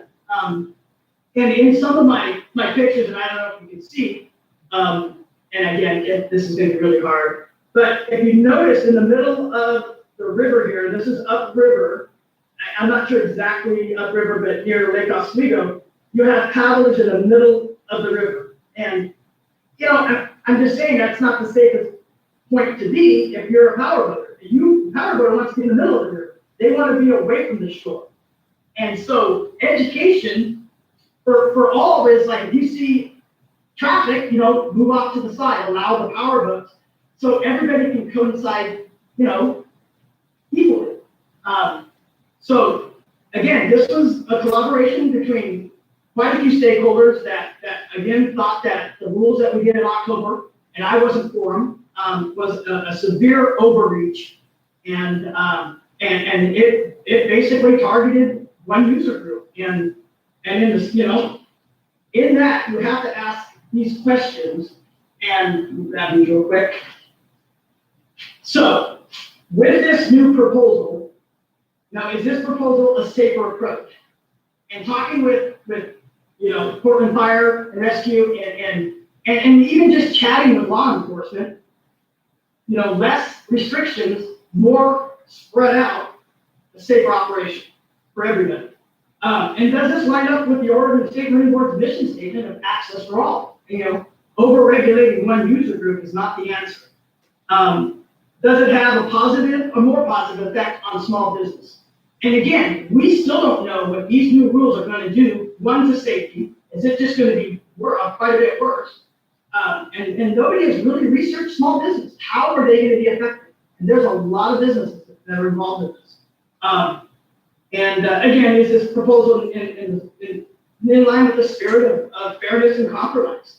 And I don't see a whole lot of compromise on the last meeting. Something for everyone. And then again, I feel, and this is input from several RAC members, that this was not what their envision was. This proposal was, but not what we came up with back in October. It was more about education, less restriction, moving people around, not forcing them to one side or the other. So I would like to know how other board members feel about this new proposal. I like it. I think it's fairness for all. I think it's not overreaching. I think it gives something to everyone, like we did on the Upper Willamette. Anybody else have some ideas on this, please? Laura has her hand up, so Laura, go ahead. First off, thank you, Vince, and friends of Vince, I guess, who came up with this idea. It is intriguing. But now I'm going to put Josh on the spot.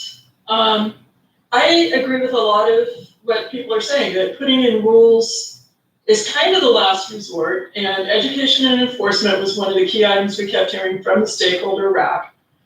I know law enforcement, at least in the Portland metro area, is a really touchy subject with not a lot of budget, and basically they can't even find people who want to be officers. So, you know, getting law enforcement up to what we need it to be is going to be hard. But on the education side, Josh, can you address why OSMB didn't push for a statewide towed water sports program, which was something that the board did at least briefly discuss at certain points in time? I know we are looking at, we have given some grants, we're going to be giving more grants through the Waterway Access Grant Program for non-motorized boater education, but again, it's something that takes time. And there was one other question kind of along those lines. So why didn't the Waterway Access Pass send some money towards law enforcement?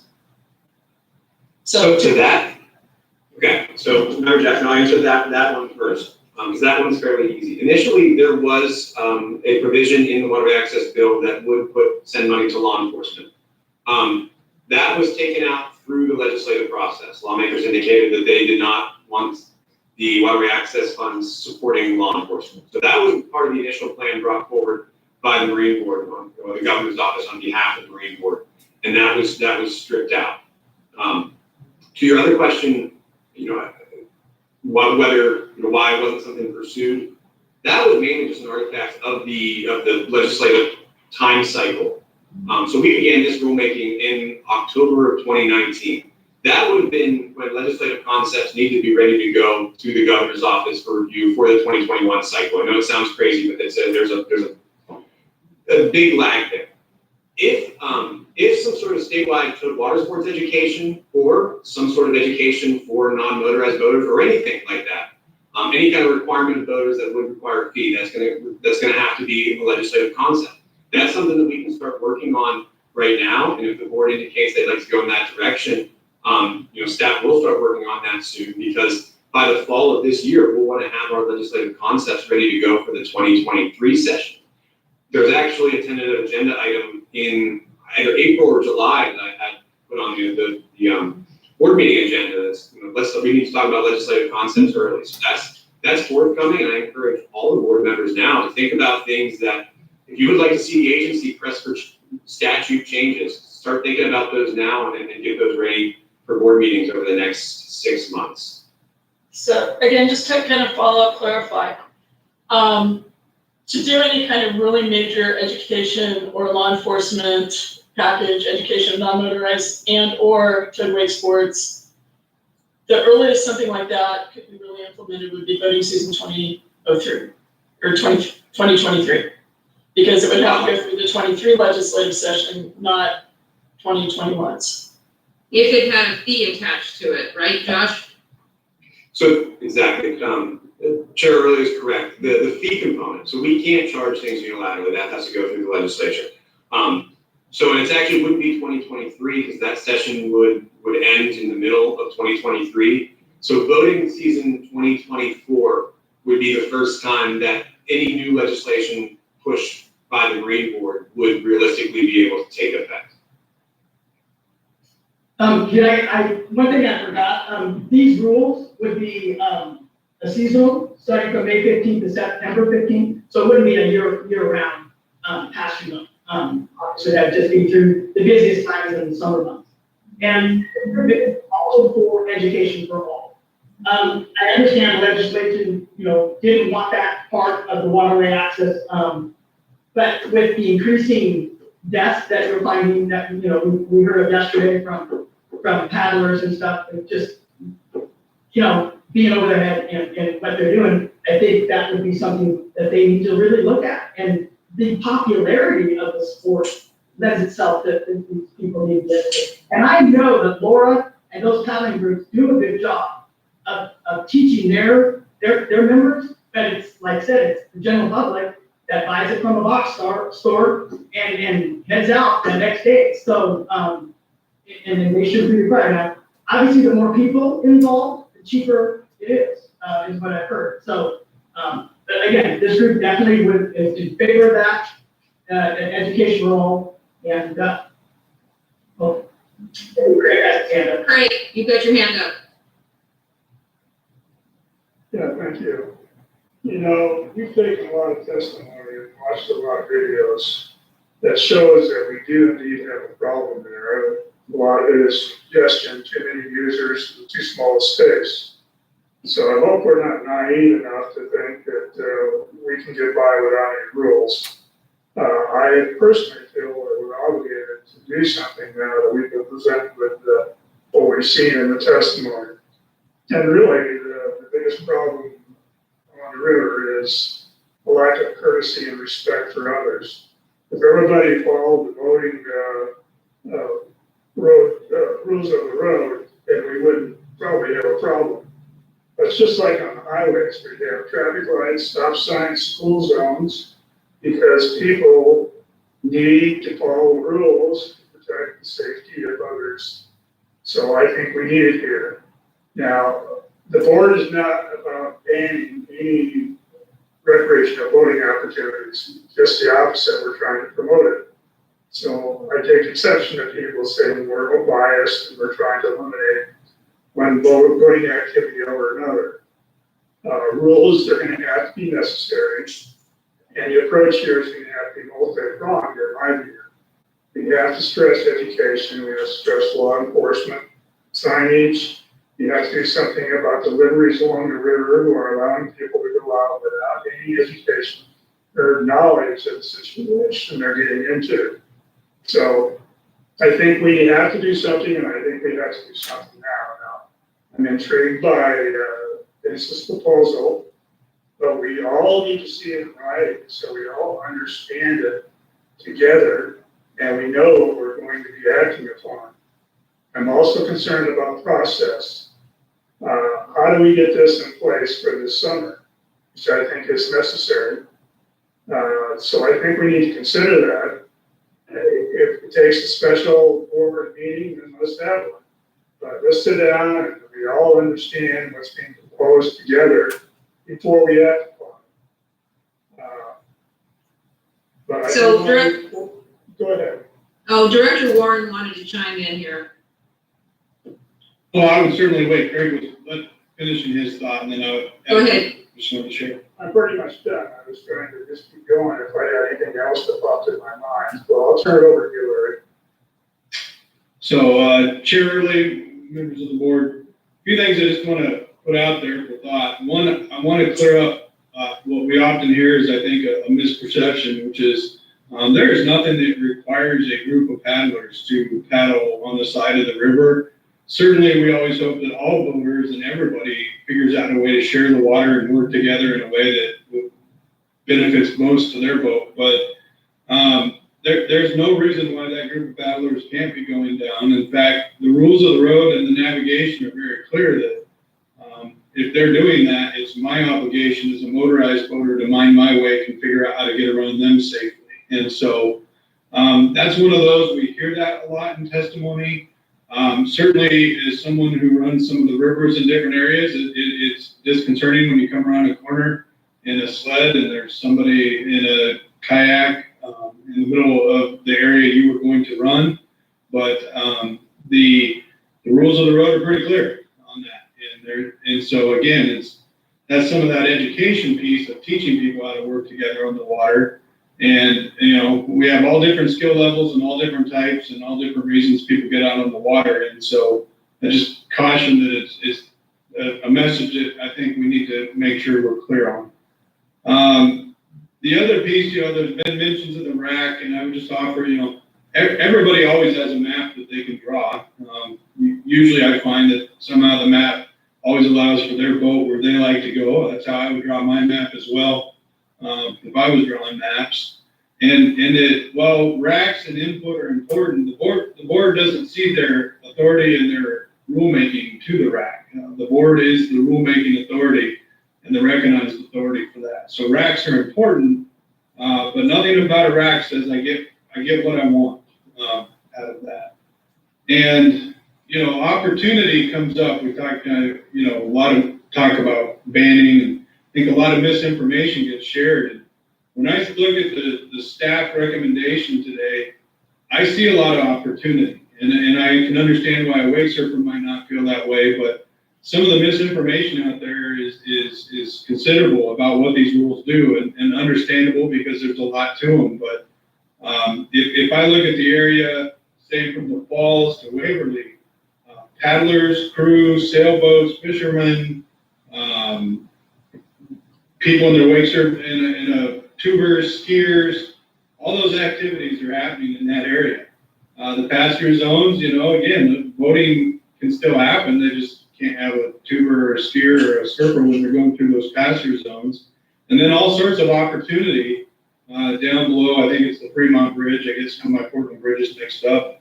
All sorts of opportunity for wake surfers to get down there and go. So I guess I would say that I think while unfortunately our rules cause the board to have to focus on what's being restricted, and that can lead to folks thinking it's somehow a massive loss of opportunity, I would offer to the board, I think there is a lot of opportunity still left for a lot of users. In fact, some could contend that what we learned in the Newburgh pool was that some of the areas where the wake surfers were moved off, we saw other boaters be able to come back and enjoy that water. And so wanted to share those thoughts and just reiterate, I guess, from my perspective, the staff, I would stand behind the staff recommendation and encourage the board to take action today. Thank you, Director. Colleen, you have your hand up. Yeah, I'm intrigued by Vince's proposal, but just wondering if we can see it in writing, so it comes from review. And then procedural question, if we do decide that we want to look at Vince's proposal more closely, do we need to make a decision on this agenda item today, or can we table it and discuss it in perhaps a special session? Josh, you can help me here if you want to, but I believe, or Director Warren, I believe that it's possible, of course, to delay action on this today and have a special board meeting if you wanted to consider that as an alternative. However, you know, from Josh's standpoint and from the staff standpoint, there has been a tremendous amount of work and also time spent on this. If we do consider Vince's proposal, it would also need to go out for public comment again, if that was the flavor of the board. So if I got any of that wrong, let me know. Shirley and Josh, maybe coming on the process, I think, you know, that it would be a significant enough deviation from what's proposed that we definitely would have to run a public process again. And again, I would remind folks that this is the result of many years of work with the public and outreach. And so my only caution is we have a special board meeting, and I believe you would just see 6 more maps and a lot of different opinions, and we could continue to circle on that for essentially forever. So again, I just would turn it over to Josh if he's got more to say on that piece. Thank you, Director Warren. No, I don't have too much more. I would say that I believe that the public is starting to become a bit confused. We solicited public comments from them now 3 separate times on different lower Willamette issues. So I guess I'm kind of just mirroring what Director Warren just said. I would also point out that even if with an additional public comment period followed by another special board meeting, if the goal is rule implementation in 2021, that may not be feasible in that timeline, because I mean, yes, we could maybe have rules adopted by May or June, but there will be significant implementation. I mean, staff has, even though that we are unaware of the fate of the current proposal, we already have drafts of signs and things ready to go that we're working with these municipalities for, because I see implementation of these goals as a very important thing for the Marine Board's credibility. So, and I want that we're able to do that by the time the voting season starts. All that being said, it's certainly still up to the board, and we could work on your timelines, but implementation for 2021 becomes more and more challenging the further down this road that we go, if that is a priority for the board. And we've worked with, you know, Director Warren talked about some of the stakeholders we worked with. These include the governor's office, these include lawmakers, these include multiple state agencies, local municipalities. There are a lot of them looking for decisions now. whether that's a concern of the board or not, that's certainly up to you, but that's just a sense of the background here. Thank you. And I know that everybody is, probably mirroring the frustrations of many. I mean, you could read it in the letters, you could read it in the public comment, you could hear it in much of the testimony that came through. So, and obviously the board does not take any of this lightly. The last thing, like Craig said, we want to do is to limit any kind of a voting group. And in a perfect world, everyone would get along just fine on the water, be courteous and provide room and recognize that everyone has their right to different types of voting activities. But we are certainly not in a perfect world. So I'm gonna turn it back over to Laura. You've got your hand up, and then Vince. I think Vince's hand was actually up before mine, so, I just wasn't sure if it ever went down, so. No, I just wanted to comment that we do have it in writing. It was tweaked up to even yesterday. So, it's kind of if they've been working on it, we got some advice from other people. And so this is the final of what we think would be the best for everyone. I get it that we've all worked our butts off on these things for years, but to have bad rules, just, to do something just because there was pressure to do it, I don't think that's correct. I want to get it right. And I think, I'll be honest, the Newburgh pool, not everybody's happy, but I think we did a pretty good job, and that river's better off now than it was 5 years ago, in my opinion, for everybody involved. Everybody got something. And it took some time, and we tweaked it a little bit. I just don't think that the rules we did in October, we didn't have this choice. Obviously, what was presented to the board, there wasn't anything really acceptable to me, and that's why I voted no. I thought it was overreaching. So, usually this board is pretty connected, and we generally kind of see eye to eye on most things, and that one was way off, in my opinion. And so when they came to me and said, hey, I'd really like to see if we can run this and see what the rest of the board thinks, I'm counting on the rest of the board to say, is this a better option? Yeah, it's a lot of time wasted possibly, but to get it right, I mean, don't we owe that to the Oregon voter? And I mean, that would be my opinion, but we do have it in writing, or that group does have it in writing. We have, diagrams that obviously, I couldn't get it to you because it's usually easier when we're in person. I just put it on your desk right next to me, but we can't do that, so. Laura. There's a lot about Vince's concept that I think is intriguing, but we have a problem on the water today, and part of getting something in place for 2021 is part of my concern on this. One of the other issues is we haven't really talked about House Bill 2351 that requires the Marine Board to consider Oregon Planning Goal 15, the Willamette Greenway Planning Goal. City of Portland recently adopted their Goal 15 plan for the South Reach. Under the prior plan, they had required developers to build accesses to the river from South Waterfront and from some other places. As conditions of development, some of those developers put in racks in their garages for tenants in their apartment and condo buildings to have paddleboards, canoes, kayaks, whatever. So we have a city basically planning rules, planning goals that are in place for that entire stretch.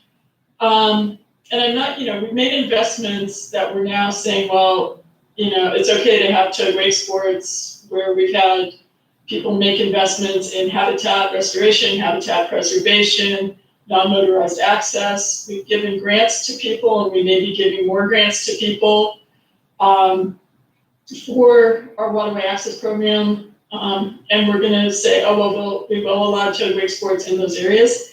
I think once we get the law enforcement where it needs to be, once we get education where it needs to be, maybe we can go back and do something like what is proposed. But I think right now, because we don't have those components of both paddler education and tug sports. That was the one comment I think that really hit me was how many people are driving towboats and the amount of skill it actually takes to drive one well. And I know Vince has done a lot of educating of boat drivers on better, safer standards of practice for driving those boats.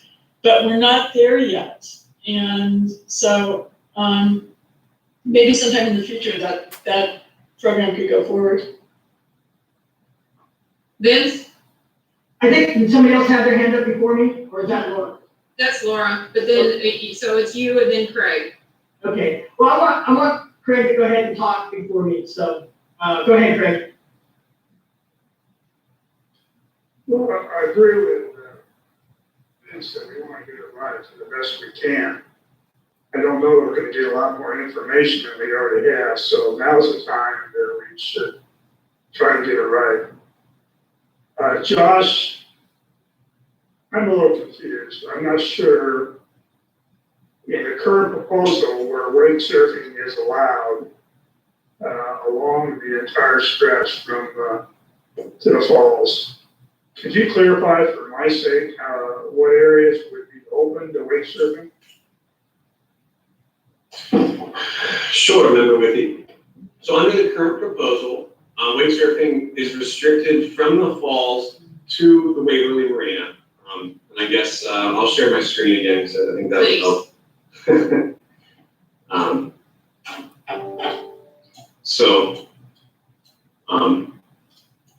Here are the falls.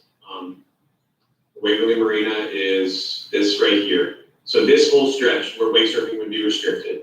And that stretch is the narrowest stretch between the Newburgh Pool and the mouth of or including the Newburgh Pool and the mouth of the Columbia. So through here. Under the current proposal. Slow down. It keeps going in and out, kind of, it's real disjointed. So if you can slow it down just a little bit and show us again, please. I will do it slowly. Also, Josh, for clarity, when you say restricted, what do you mean? You mean disallowed? I do. When I say restricted, I mean completely disallowed. So the current proposal in this stretch from the bottom, I'm sorry, I hope this is what's from here, the falls. Here you have Milwaukee, Lake Oswego, up to the South Reach Portland. So right here, wake surfing would be completely restricted. So not allowed, disallowed. As well as there would be the buffer zones for wakeboarding and water skiing, but that could still happen here so long as it happened the appropriate distances from docks. And in our analysis, there's certainly plenty of room through here where water skiing and wakeboarding, deploying inflatables could happen. Go ahead. Sorry, Josh. From the southern tip of Waverly Marina, which is right here, to the Hawthorne Bridge up here, the current proposal would have this be a pass-through zone. So that would restrict wake surfing, but that would also restrict all towed water sports, so water skiing, pulling inflatables as well. Now, currently that proposal is for May 1st to September 30th. So during the off-boating season, this area would be available for all towed water sports, including wake surfing. Now, that being said, this is not a very common activity in this stretch during the off months, but the current proposal would allow. From this point, this is the Hawthorne Bridge, the whole way to the mouth. There would be no restrictions, no further restrictions as part of this rulemaking. So wake surfing, floating inflatables, everything would not be regulated whatsoever from this stretch downstream to the mouth. Remember, Withy, does that answer your question? Can't hear you, Craig. You need to take yourself off mute. Okay, thanks. So for clarity, we have indeed restricted wake surfing for the entire reach that's under consideration. That is correct. Now, if we had opened up the area above Waverly to Hawthorne Bridge for a time period where wake surfers could use it, and there wouldn't be any kayakers on the water. That's not workable to the board. Is that correct? I'm looking for other members to respond. Well, really, what we passed before, if you look back at, if you look at the, graphic on the local boating regulations, the pass-through zone that Josh gave us shows what was already passed for a pass-through zone, and then the additional proposed pass-through zone. So currently, what we are looking at in front of us is the green part to be added to the pink part there. Right. Yeah, I understand that. But some of the comments and complaints is that we've shown a bias to wake surfers. And we blocked them out of the area. We told them they can go downstream from Hawthorne Bridge. And they keep complaining that that's a very undesirable area. There's too much wind. So they really feel that we've had a bias against them. And I'm trying to see if there's an opportunity to give them a portion of the area between Waverly and Hawthorne Bridge to use when other people aren't using it, or, you know, through some times where they're not causing conflicts with the paddlers. Yeah, I'm just wondering if we can come up with some solution there. Now, I know that's somewhat what Vince is seeking. So I'm just throwing it out there. Vince?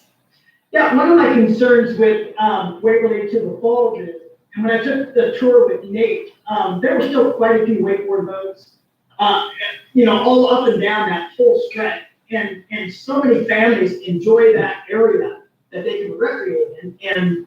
And that was, you know, a lot of the comments, you know, some of the comments that we got was that's, you know, that's their area and their home values, and that's why they purchased those homes. And so we're really, you know, when we start doing these rules, you're really affecting these people's homes. And yeah, I get it. There's opposition homes too that don't want on there, but you've also, so you've got to be really careful. And that's a tough balance to just all of a sudden, you know, these people put their life savings in this home to live on the river and wake surf and wakeboard and tow their kids on tubes. And then all of a sudden you're just shutting most of that down. I'm not saying all of it because, you know, obviously, but we got to be really careful when we start making rules that are limiting these people and those homes. We don't live in those homes, so, you know, it doesn't affect me at all, but it affects them. And that's what I want to really caution when we make these rules. But I believe in that case, 300-foot rule pretty much blocks them out because the river's not wide enough. Is that correct, Josh?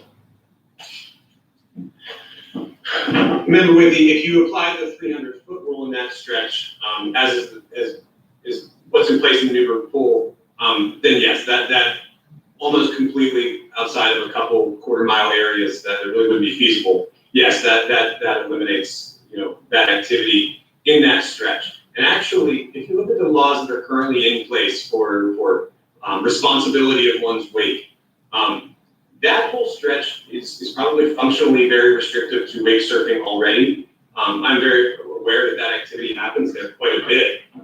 But given the 400 to 500 foot river widths there, and just the propensity of docks, wake surfing is arguably restricted throughout most, if not all, of the Waverly to the Falls stretch already. And you see in some of the, especially some of the comments that have come in support of the current proposal, you know, they point that out, that this is actually just being consistent, the current proposal is being consistent with rules that are already in place.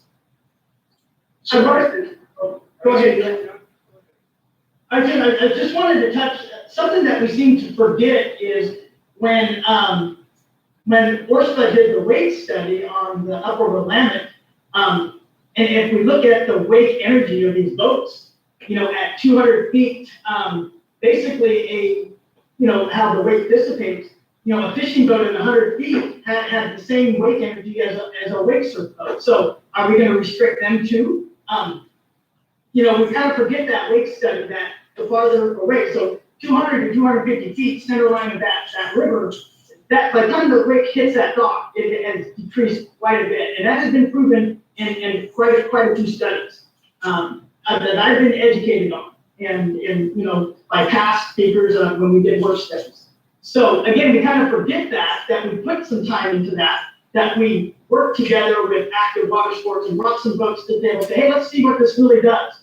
And so, yeah, we came up with the 300 foot just to try to compromise upriver, but it doesn't necessarily mean that when these boats are center or as far away from the dock, that wave energy is going to damage. We don't have any proof of that, and yet we're still making rules about it. I just wanted to point that out, that we kind of forget that wave study that was done.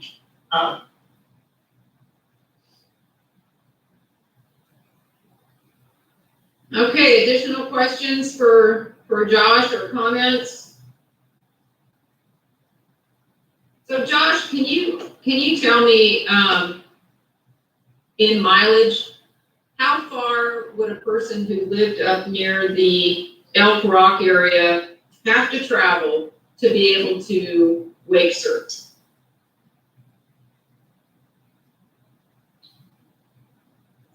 Chair, give me about 15 seconds and I can give you pretty much an exact, I'm just bringing up my map with river miles.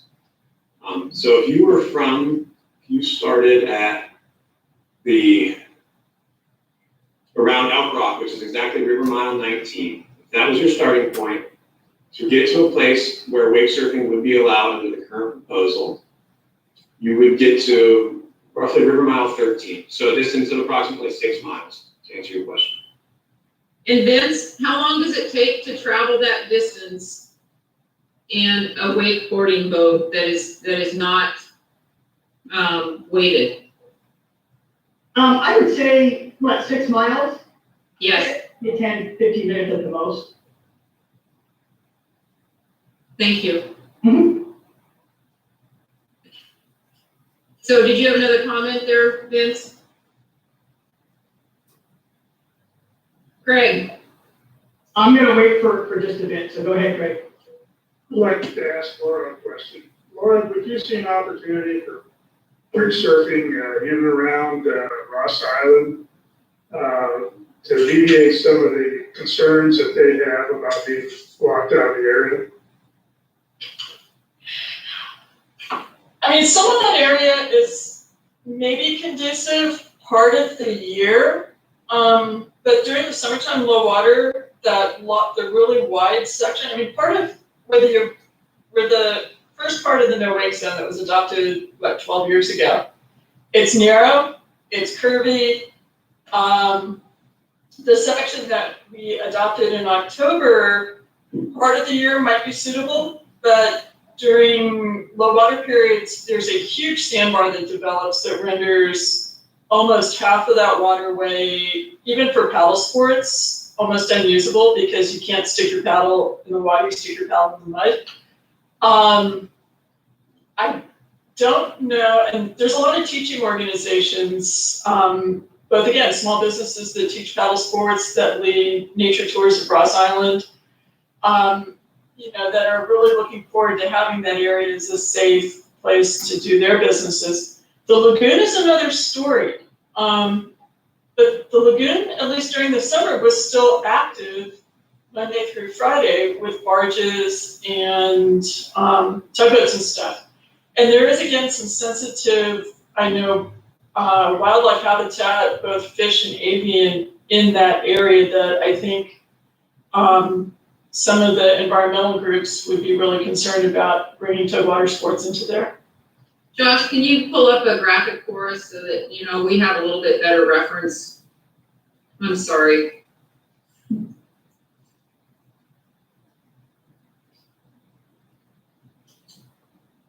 And for the board's information, the home gate channel is still in wake zone. So the orange hash mark, this is, Hey Josh, is there any way that you can zoom that in a little bit?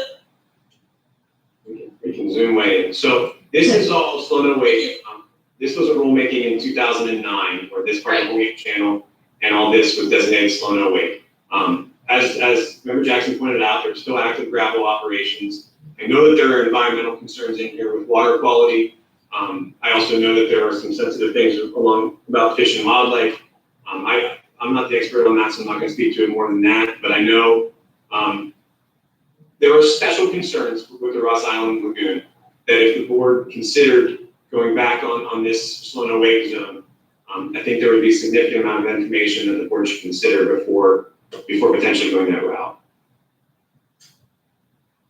Laura, how about? So then the outside of the Ross Island right there is what Member Withy was asking about. And so that's what you were commenting about there is, because right now that is part of the current rulemaking for the proposed pass-through zone. So that was the question about whether or not that would be available, or if we didn't include that in this, if that would be an adequate area for some wake surfing activity. Vince?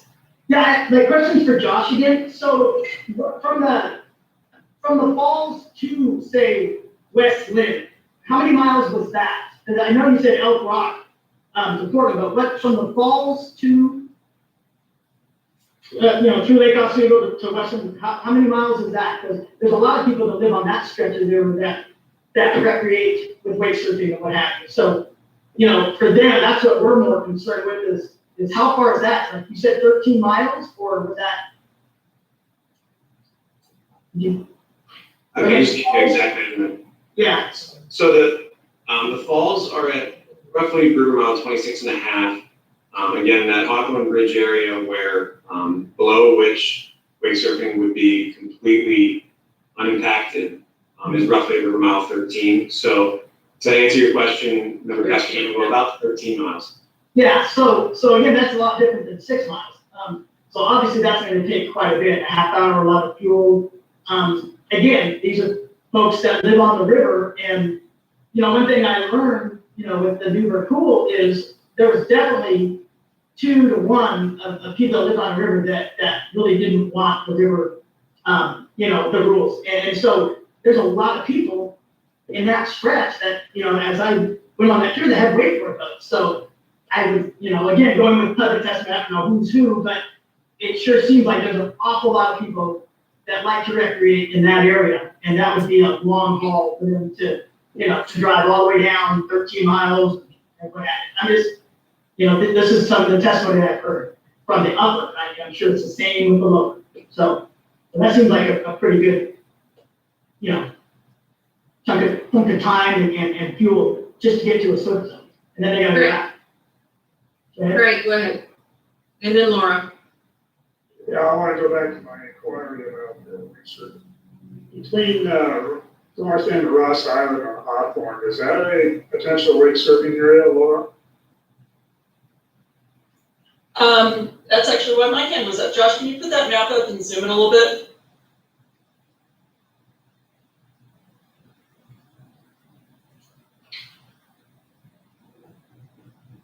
Is this what you're looking for right here? Can you scroll it so we show a little bit more of Ross Island?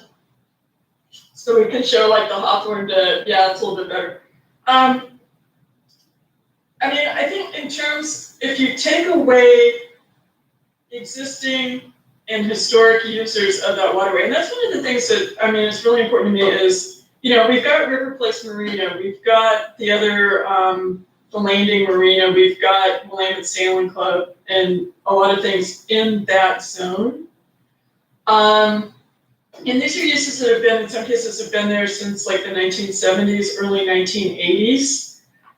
Wake surfing probably could function there, but we also, again, have put in investments in habitat restoration. The Zidell property, which spent millions of dollars to environmental remediation and habitat restoration, is in there, and they've commented, both one of their biologists commented this go around, their property manager commented the last go around about damages to their property, and what their shoreline buffering was designed to do versus what it's being impacted by large wakes and that's kind of one of the things here is this whole wake surfing thing is something that has exploded in the past maybe, 7 to 10 years, when things were designed for different stresses and the waves are getting bigger. And so sure, it might be in the grand scheme of things, a place where wake surfing could occur, but there's been so much other stuff going on in that area.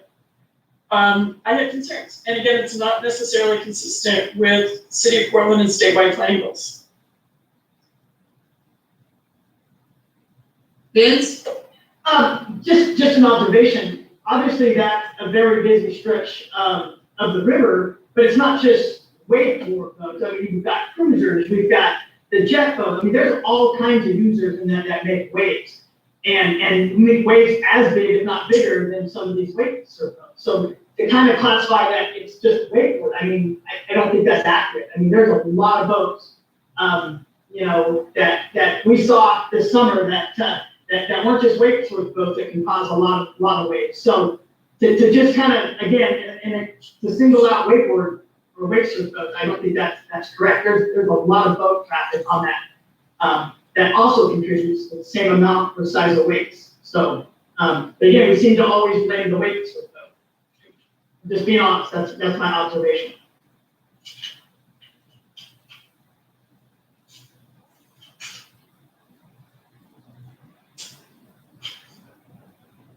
Okay.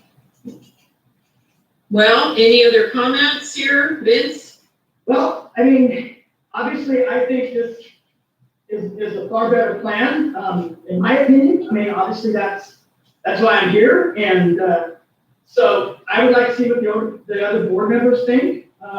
So I don't know if we've discussed enough. I mean, I would like to make a motion to at least look at this new proposal. And with doing that, obviously, you know, if this is the route we're gonna go, we need to rescind, you know, we're basically saying no to the rules that we have on the plate today and rescind the rules that we made back in October, including, you know, the Holgate Channel extension, and see if this is a better option for everybody involved. And I think that's all we're looking at, just for fairness, something we will promote safety, will have less effect on, you know, private business, small business, and then, you know, see how that goes. I think it could be implemented before summer. I don't think it's not as complex as it seems.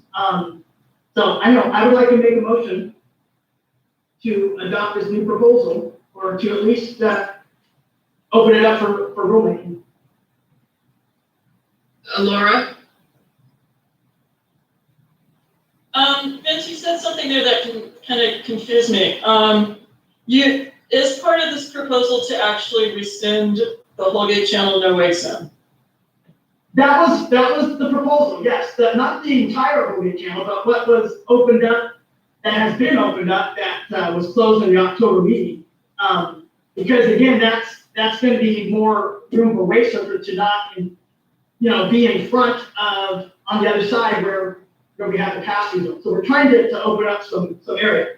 Can that be negotiated? Yes, but this is part of this motion. And that can be changed later on, but that's the part of this motion that, does that make sense? Okay, so just for clarity purposes here, your motion on the table is to rescind the pass-through zones that were passed in the October meeting and to not approve the rules in front of us. Is that correct? That is correct. And the Holgate Channel extension that was voted on too, that we said that. That was part of it. And so then, okay, so that's your motion, and then to move forward with a new proposal. That is correct. And then something that we can, you know, provide, that the user groups can provide to the board members, and then work on time limits, like as far as the, you know, the 10 o'clock, you know, where no wake sports at all in that one area.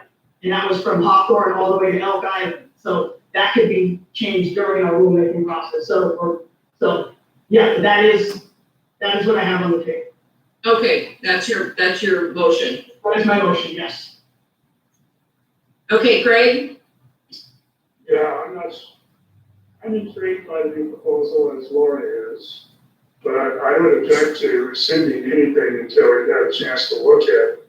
What I would like the board to do is try to get this right, as some people pointed out. In so doing, I think we need to table the action today until we got a chance to look and consider the new proposal. I think Josh needs time to do some staff work on it and give us some feedback. I am concerned about having to open up the public process again and the delayed implementation of whatever we're going to do. So I am concerned about that. If we're gonna look at this, I think we would have to do it in pretty quick order and have a special meeting in a couple of weeks or a month. Josh is shaking his head, so I need to give him a chance to respond to that. I'm sorry, I'm with you, I didn't mean to. The earliest the board can vote on a proposal like that after getting public comment is probably actually April. Given that things need to be filed with the Secretary of State's office by the 1st of the month, they usually take roughly a week to review it. So I don't think I can get something on public comment for February, which means we would have to solicit public comments in March and then vote on.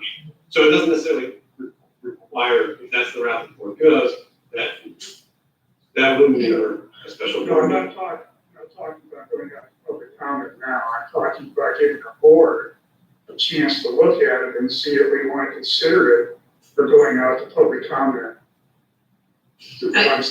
What I'm suggesting is we might want to table taking any action today until we've had a chance to look at this proposal and see if it's worth considering. Yeah, I think that's all that he wants to do right now, is he's proposing to table this and then have you come back with Vince's proposal, just so that we can visualize what it is that he is saying and do a comparison between what we have on our plate today and what is being proposed today by Vince. Is that essentially what you're asking, Craig? Exactly, you did a much better job of explaining it, thank you. Yeah. Okay. So Vince, did you have something else to add? Well, I think in the spirit of getting it right, and giving the board members time to digest this, I mean, I'm not opposed to that one bit. I want to do the right thing. I know this group wants to do the right thing. And to rush into any, rules, I see in the past it has kind of came back to bite us. So, yeah, I have no problem with having this group get out this proposal, have us look over it, see what, maybe define some gray areas that we can adjust. I have no problem with that whatsoever. So at this time, the next board meeting that we have scheduled is not until April. So in order to do something like what Craig would like to see, we would need to schedule a board meeting probably in the latter part of February, a special board meeting just to deal with this. But I'm not sure is that, Josh, I apologize, enough time to throw all this extra work on your plate? Thank you, Chair. So as far as getting a proposal together for you to look at, I wrote down some notes based on Member Cashanova's proposal. No, I think I can get that to you in relatively short order. If the board then met in mid-February and decided to go with some sort of amended proposal, the timeline starts to become a little bit challenging for successful implementation for this upcoming year. It may be doable. We also learned in 2020 that dealing with a rule change without too much notice in the new rule becomes especially challenging. And we learned some lessons this year, I think, that show why that's not. Trying to turn around and implement rules 2 months after their passage is a challenge, as you can expect. It is in the middle of the voting season or even at the beginning. So those are just considerations from my point of view that I'm not going to get in the way of your decisions. Laura? One of the things that's going to take a lot of outreach and time of discussion and stuff is this whole temporal restriction thing, both changing of what the months of start and finish dates are and putting time restrictions like 10 a.m. Because again, there are so many different user groups in this area that have long established programs. Willamette Sailing Club, for example, and their little kids sailing program. You don't get little kids to do things before 10 a.m. The dragon boats, especially when we start talking about the city of Portland, the sister city Rose Festival dragon boat things, they have their time season. It's established as part of the Rose Festival. And there's some of, excuse me, but there's some of the clumsiest people on the water in action pretty much from sunrise to sunset every day. Allowing wake surfing during their training time is probably going to be a non-starter with the Portland Rose Festival organization. So, and develop a proposal like this, I don't think we would have something, even getting those parties to the table in February, much less have something that would really be workable for the 2021 season. Vince. Oh, I was just gonna point out that the sailing club, would be in a no water sports zone, all day. I mean, that, in front of that club, you know, with the sailing club, that is a pass-through zone. So there will be no towed water sports in there, no matter what time it is. So just to kind of clear that up. That's all I have. Okay, so, and just for clarity and for procedural purposes right now, we have a motion on the table by Vince, but we have no second. So if no one is interested in offering a second on that, then that motion will die on the table right now. Okay.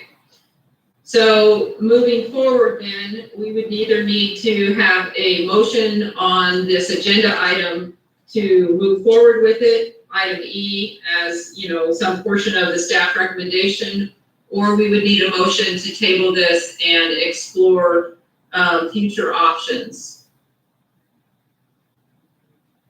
I'd like to make a motion to table this and give the board time to look at this new proposal and see if this is something that could work. I just think there's a bit to it, and I think it better expresses the compromise of more stakeholders. So that would be my motion, to table what we have now. Let's research this, let's see if this is something that can work, and then we'll go from there. Okay, so we have a new motion on the table to table item E. And do we have a second for that one? Yeah, that's great. I'll second it.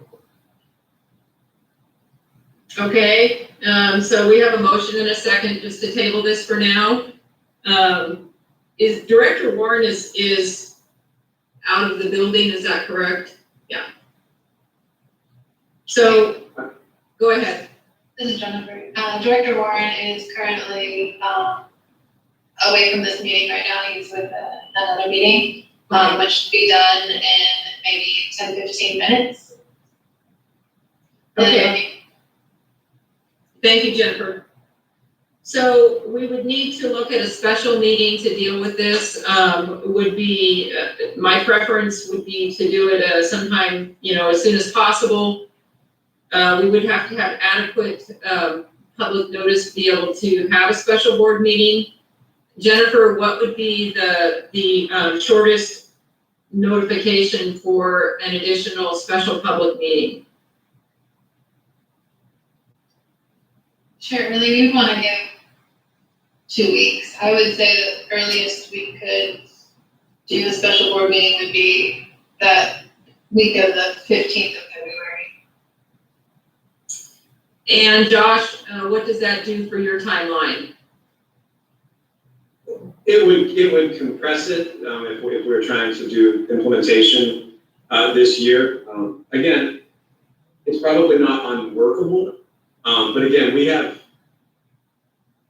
We have a conference call set up with most facility providers, law enforcement, any stakeholders that we could get a hold of to try to help us with implementation, already set up for mid-February, because true implementation is gonna take 6+ months to do well. So that does potentially put a hit, a little bit of a hitch on that. I guess I would go back to, the amount of work that's gone into this starting October of 2019 until now. I know that there's a lot of people watching this meeting right now that are looking for, many partners, but are looking for a resolution, so to speak. So that's something that I would just encourage the board to keep in mind. Okay, so we have a motion for item E to be tabled at this time to, and come back and address that at a special board meeting to be determined approximately in the middle of February would be my guess. So is there any discussion on the tabling of this item at this time? So we will go ahead and vote on that motion that's on the table here. So we are gonna need to do probably a roll call vote. I'll go ahead and call everybody's name out. So item E, the consideration of rulemaking would be tabled. So Member Castronovo, Yes. Member Withy, Yes. Member Moran, Yes. Member Jackson, No. and I would vote no also. So the motion to table this has passed for 3-2 vote, and so I would like to set the meeting, the special board meeting for sometime the week of the 15th, so that we can get this back on to our docket and encourage as much participation as possible from our partners that would help to implement any new rules that would be put into place for this summer. Josh? Just a question for the board. What would you want from staff between now and that point? We would need to have a comparison of the proposal that Vince has put forward. And anything additional, Craig, what would you? I would just like to see the proposal in writing and. In writing. But make sure I'm looking at the same thing as everybody else and how that changes what we already have on the table. We will likely be inundated with information coming from stakeholders, local state agencies, all that in the next couple weeks. Is that material that the board wants to see? I mean, are you interested in? We're going to get public input whether we solicit it or not. Is that something the board's interested in?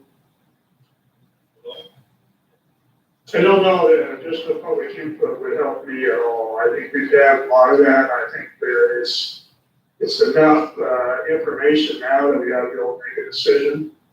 All I want to do is consider this option and make sure we're treating everybody fairly. And we each need to understand what it is. I heard Vince's description, but unless we see it in writing on paper and we can all understand what it is, and we're not all voting on the same thing, so that's my concern.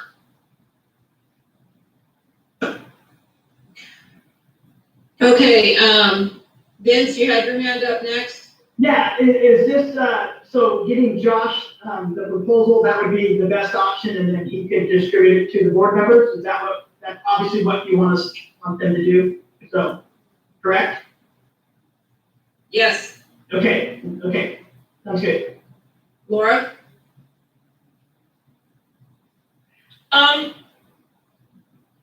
There's the proposal for us to look at, but there's components of that proposal that still need to be nailed down before we as a board can vote on it and before it has to go out to public comment.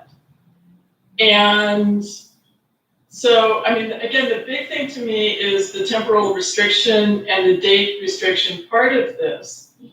That's gonna solicit a whole lot of public input from, I think, public agencies, from small businesses that teach classes on the Willamette, from the individuals who use the Willamette, as well as organized boating clubs that use the Willamette.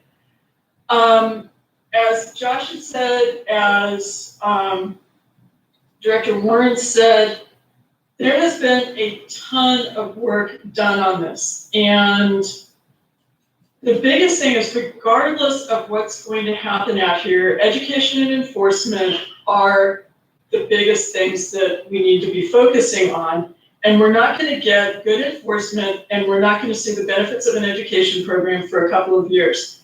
We run the risk of having a slipshod program in place for 2021, when a number of organizations, I think, are still going to be operating under COVID protocols, which means a lot more single shells and single kayaks and single canoes out. I really think that we need to take an action today, study this, and maybe come back and revise it for boating season 2022. But we need to get something that organizations, law enforcement, park operators, all of those partners that Josh has been working with, that they can start getting that message out now. Because like you said, it's a 6-month process. If we adopt something in April, it's not going to be in place in an operable, well thought out way for 2021. Well, and I don't disagree with you on that, Laura, but we did just vote to table item E. And so at this point, what Craig is asking for is just a visual to be able to see this, to be able to decide if that is where the direction we want to go, or if we want to continue on with our item E that is actually completely laid out right now. So that's my understanding. Is that correct, Craig? Yeah, you covered. And Vince, and Colleen, since she was a part of that yes vote, that is what they're asking for, is just a comparison. Yep. Before we move forward on changing directions and going out for public comment. Correct. I'm looking for the feedback the board just gave us, but feedback on something that we've all are looking at together. It's unfortunate that this didn't come around a little bit sooner, so that we could have been a little bit more prepared for this meeting to be able to get something in place. So I think that in the spirit of this action and the workload that we've now given to Josh, we're going to go ahead and move on to item F, since we have already tabled item E. Thank you very much, Josh, for everything that you've done on this and for everything that you're going to be putting forward in the future. We appreciate your work. Thank you, Chair. So item F is consideration of rulemaking for OAR 250-020-0073, which is boat operations in Kirk County. I'm sorry. And we have Dorothy Deal, who is coming into the room right now. Will be just a second before she is seated and ready to go. Good morning, Chair Early, Okay. members of the Take it board. away, Dorothy. This option to adopt rules originated You're gonna from. need to unmute yourself. We can't hear you. Oh, really? Hold on.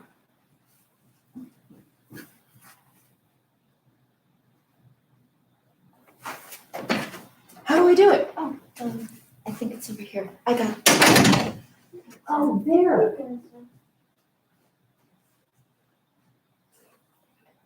Okay, There we go. Now we can I hear you. apologize for that. Chair Early, members of the board. This option to adopt rules originated from a petition by the Crook County Sheriff's Office with support from Prineville Reservoir State Park. It entails adding a shore-to-shore 5-mile-per-hour zone in the vicinity of the state park marina. The board accepted that petition and directed staff to file draft rules reflective of the proposal. Staff solicited public comment from October 27 to December 20, with 5 comments being received, and those are included in your board book and summarized in item F. Given that proposed rules were suggested by our law enforcement partners who have significant boating and enforcement experience in the impacted area, as well as the fact that the draft rules reflect the direction from the board in October, the staff recommendation is to adopt the proposed rules. Are there any questions or comments regarding the rules? Craig? Yeah, as I spoke at the last meeting, Ferndale Reservoir is a large body of water. This is a very small area on that reservoir. So we're only asking people to slow down in a very small section. The impact is minimal. So I, for one, want us to see, go ahead and approve this proposal. And I'll go ahead and make the motion now that we approve the rulemaking for the rule for OAR 250-00-0073 as written by staff. Okay. We've got a lot of background mic noise. I'm not sure where it's coming from. So Vince? I was just gonna say, we don't get a lot of recommendations from law enforcement, and so I trust their judgment on this. If they think there's a rule that needs to be, I would agree with this rule, or making this rule. Sure. I'll go ahead and second the motion. So additional comments? Okay. If there are no additional comments, we will move straight to a vote for this. So the motion is to approve the rulemaking as per staff recommendation. All those in favor, please say aye. Aye.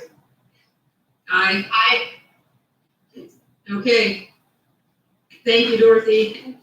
Thank you, Chair. And then we're gonna have to wait a couple of minutes for another transformation here.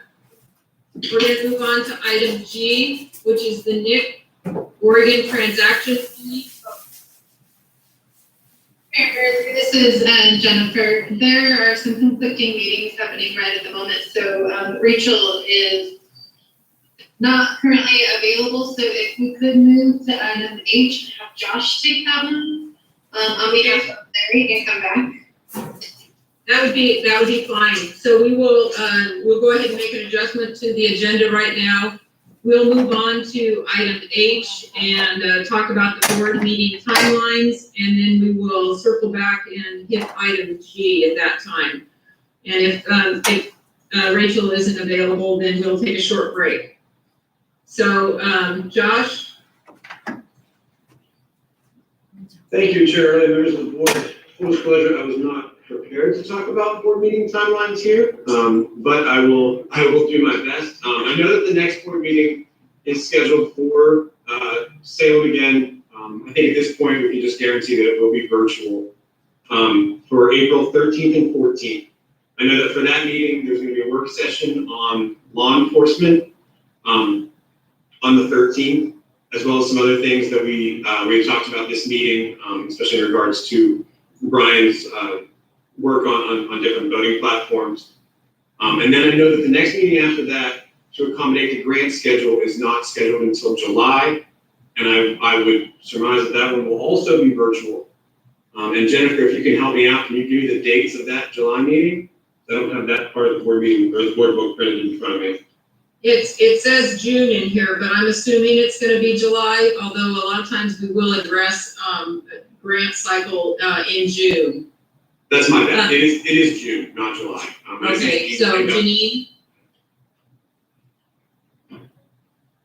Yeah, let me just confirm that June 16th was set for the board consideration of the cycle one grants.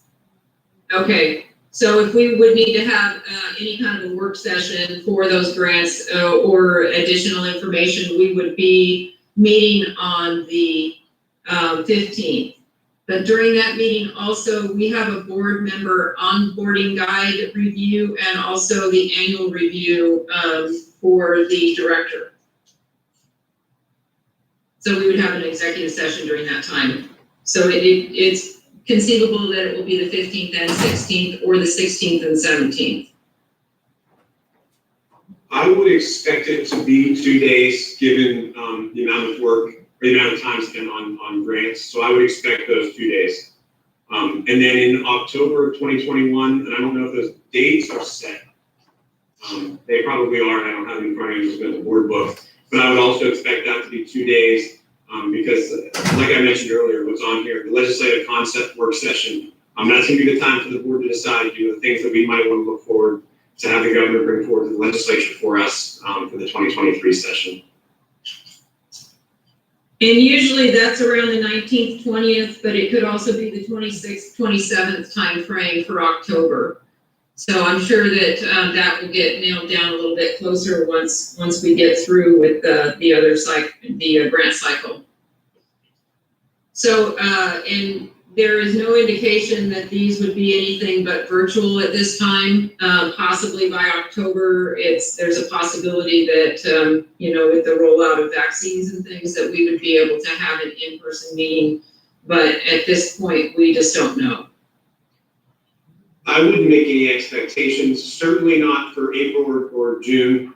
In October, potentially, maybe best case scenario, but I think we'll decide by April whether we're gonna try to explore something else, but I would not foresee that being anything but virtual at this point. Okay, well, thank you, Josh, for filling in on that. We appreciate that. So. Sorry I didn't have the timeline up in front of me. I was kind of winging it there for a while, but. That's okay. That's all right. We're good with that. So at this point, we're going to go ahead and take a short break until we get a little bit of notification on the transaction fee item G. Josh? I believe, I see that Rachel has joined us, so if you want to do that now, she might be ready to do so, but if you'd like to take a break, by all means. Oh, I think that we were only going to take a break to be able to give her time to return, so. Chair Lee, Director Warren, I'm also back on. I would appreciate about a 5-10 minute break so I can get caught up. That would be wonderful. So let's do a 5 to 10 minute break. Are we able to stop the live feed for this time? I think what we do is we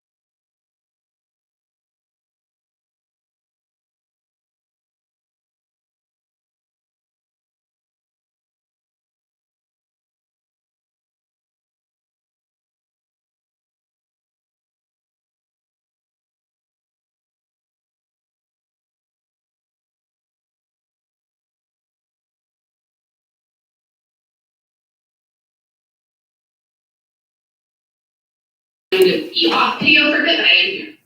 Okay, well, thank you, that works.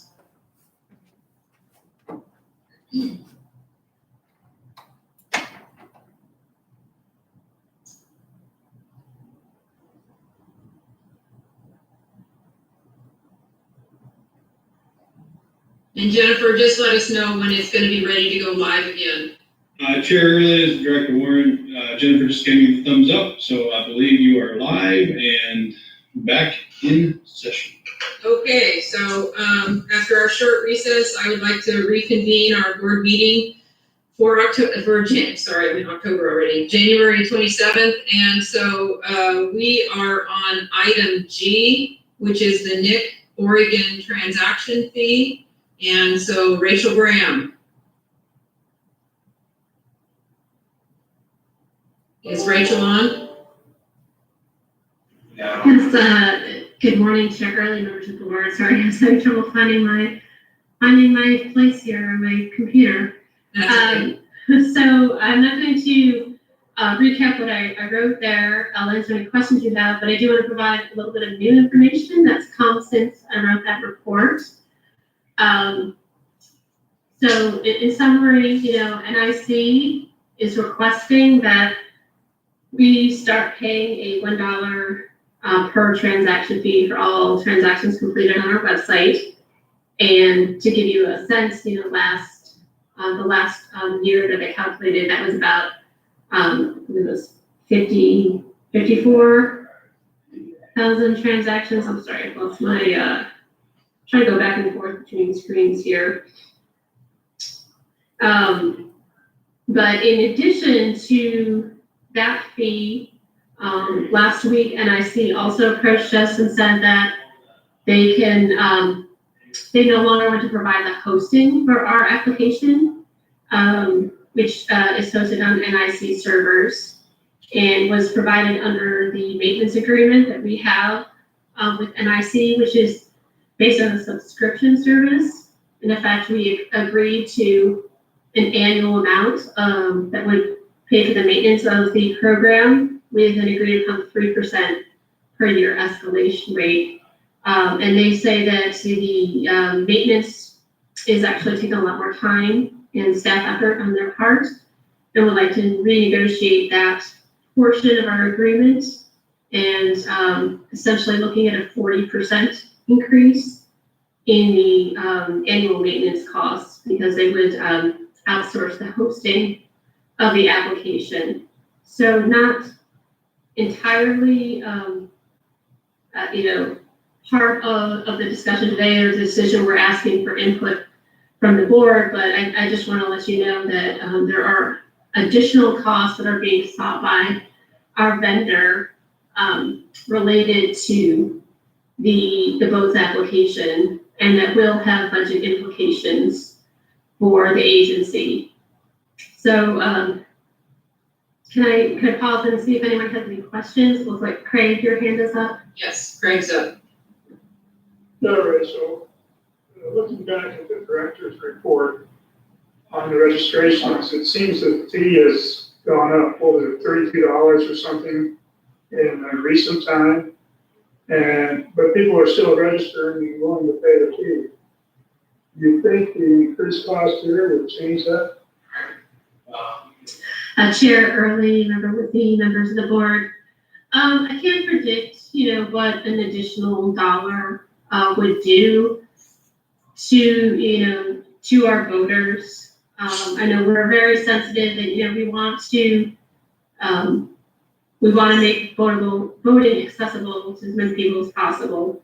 So, it would be on all transactions, it would be for the, voter vote, registration renewals, for the waterway access permits, would be, all of those would incur that $1 charge, should we choose to pass that on. I mean, the other option is we absorb that charge, internally in the agency.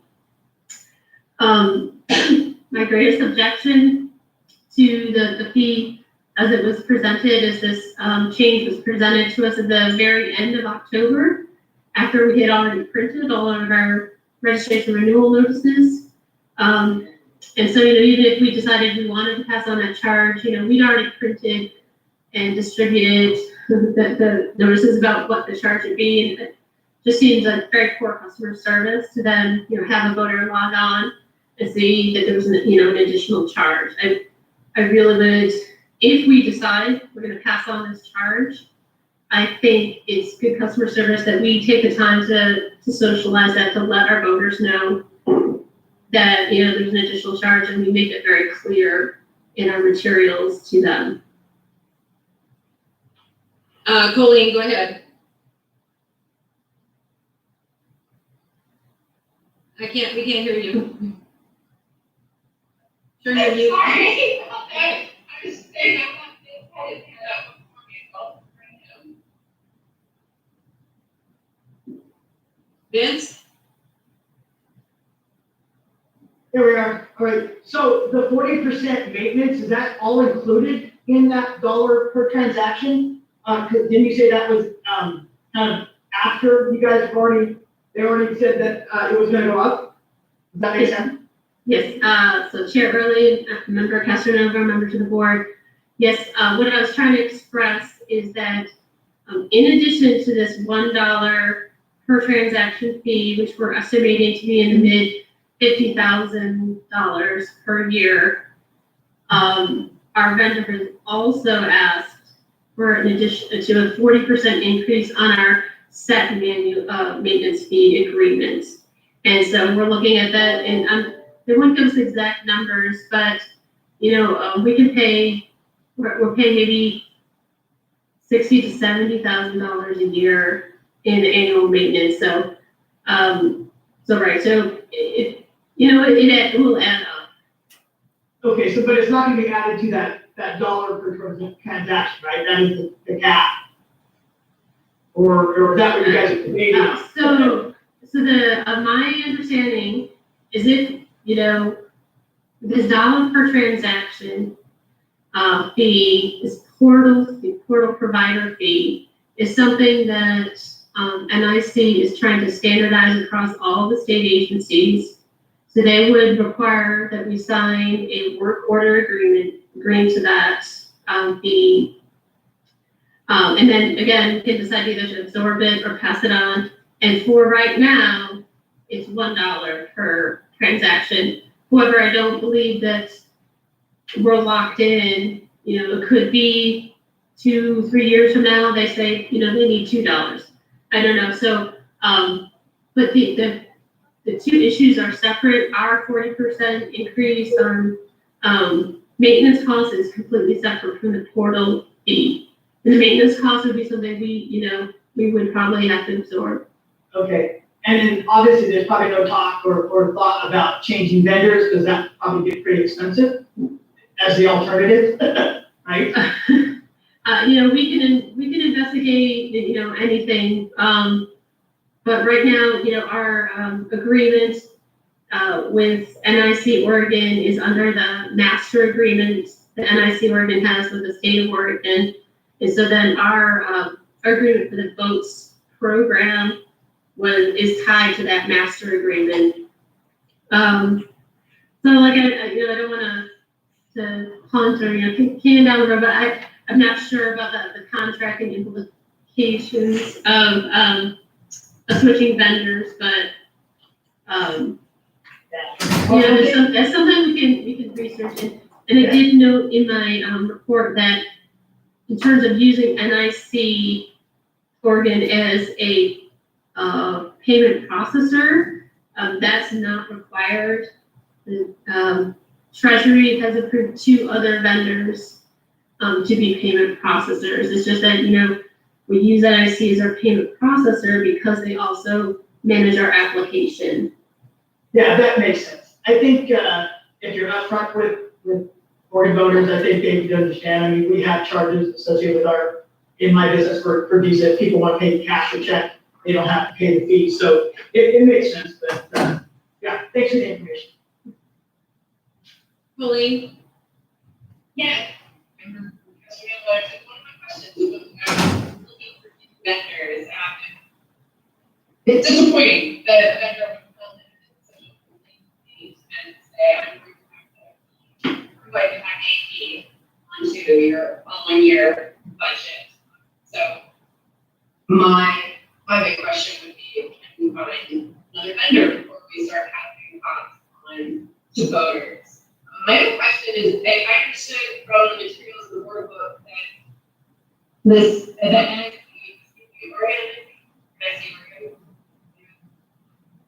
that they work with other agencies as well, so I was curious, are they also going to other state agencies and requesting additional funding from them? Are they also asking other agencies to add user fees onto their regular permits or, whatever it is that they have? So, Chair Early, Member Moran, members of the board, yes. The short answer is yes, NIC Oregon is looking to raise additional revenue by putting fees on other state agencies who do business with them. So let's talk specifically about this portal provider fee. I believe, let's see if I can pull it up without losing my place too badly here. Let's see. Let's see how many, 19 agencies, I believe, were affected by this. And that's because at the time the state transitioned from the previous state vendor to NIC, some agencies were grandfathered in, and so I'm guessing it's like these 19 agencies, we are one of them. So the payment processing was done at the cost of NIC, so we have not been paying for that payment processing. And just so we're all understanding, that means the taking of credit cards on the website. So that's a specific service separate from our registration database, right? The registration database, which we use to process our transactions, is over here, but it interfaces with the customer through the payment portal, which accepts the credit cards. Because we don't store any credit card information, right? So NIC takes the credit card information, verifies it, and then, just passes through that, yes, the credit card is accepted.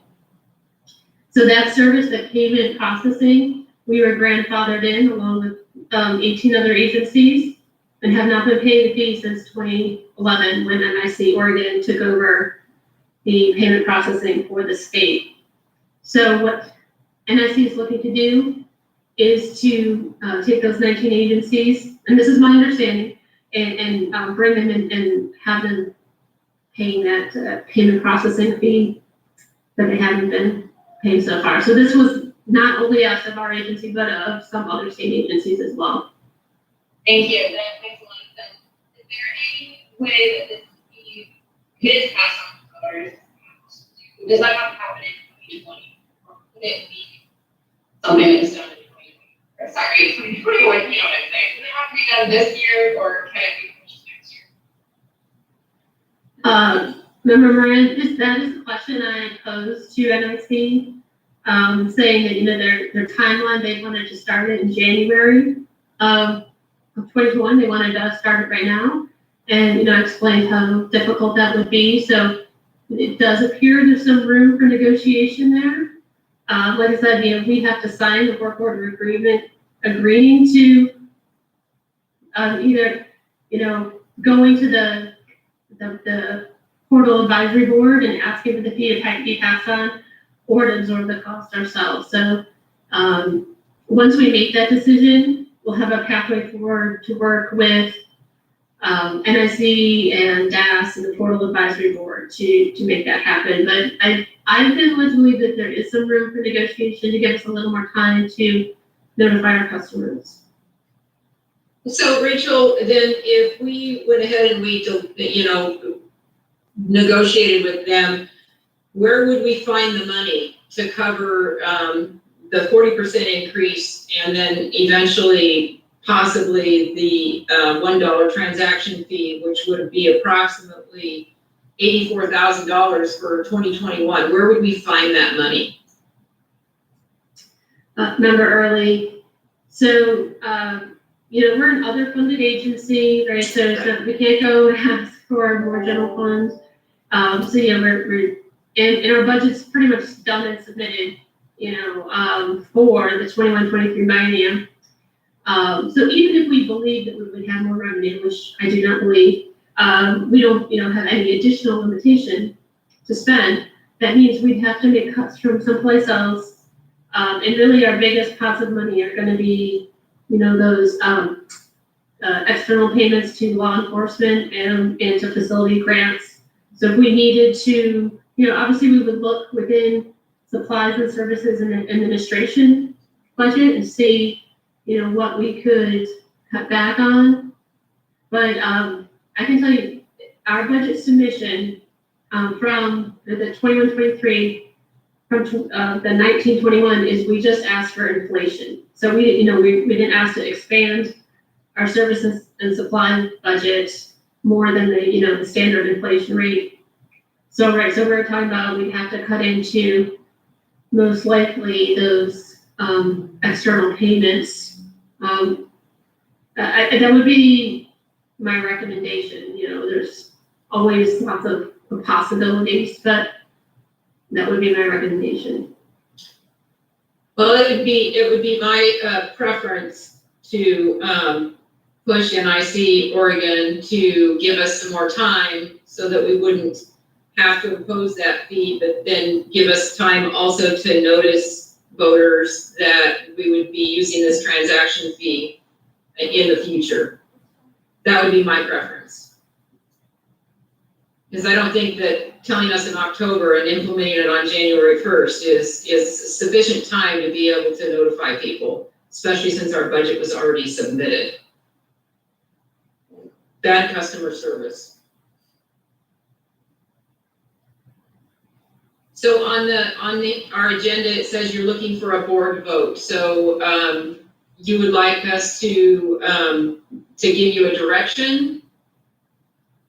Chair Early, yes, I think, the way I see it, if we agree to the portal provider fee and we agree to go before the e-government and portal advisory board and request that fee be passed on to our customers, to me that is a fee, essentially like a fee increase, and I'd like the board to vote on whether they're okay with that fee increase for our customers. Vince?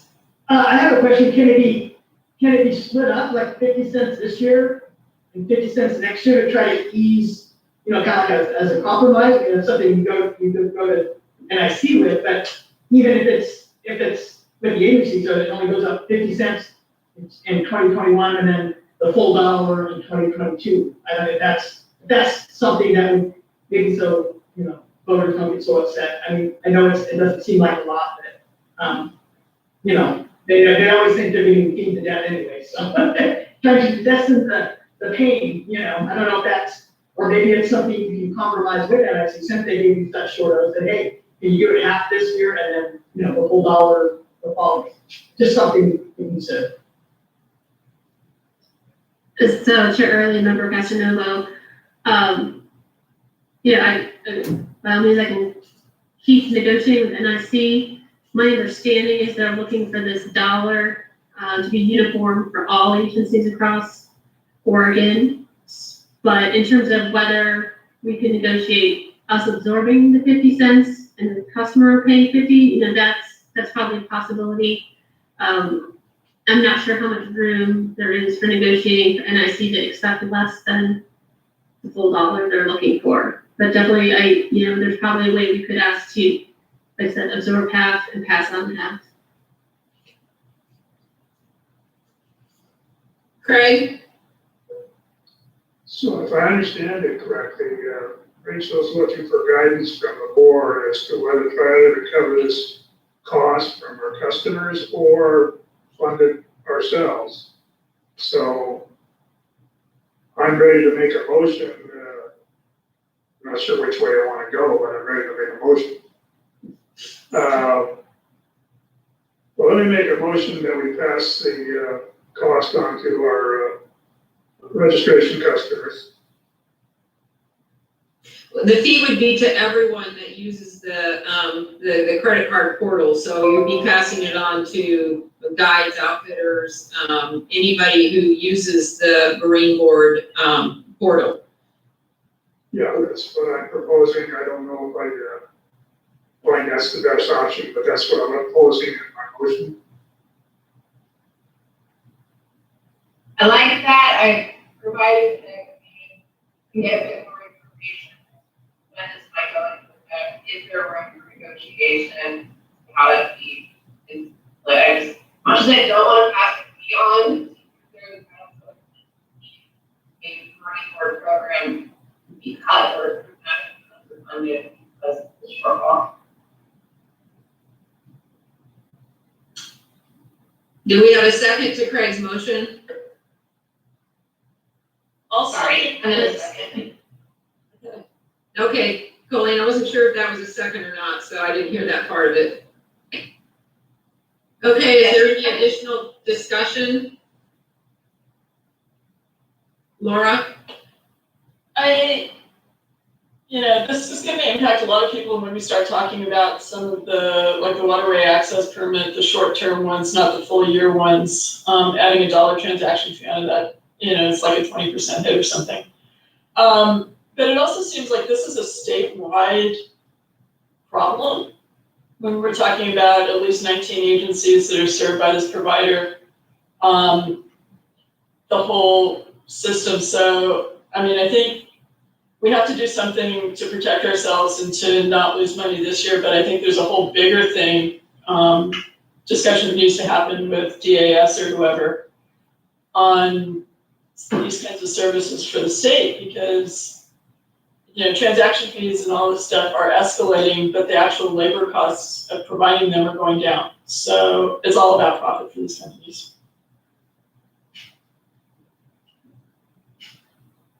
Oh, okay, Craig, you still have your hand up. Did you have another comment? Yeah, I did. So the action I think we would be taking here is just providing Rachel some guidance. The expectation that I would have is the negotiations should still occur, and we do everything we can to minimize the cost. It's just what direction would we want Rachel to take as far as covering the cost?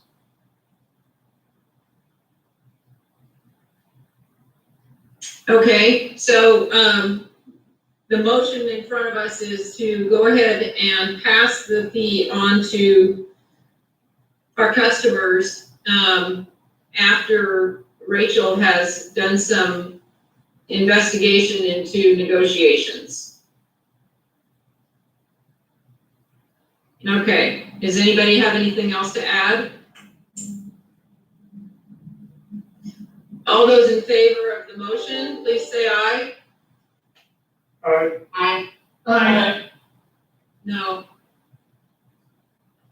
Okay, so, thank you, Rachel, very much. So procedurally, we have come to the end of our agenda. However, as the chair, I can go ahead and move back to any agenda items that were not completed or were tabled.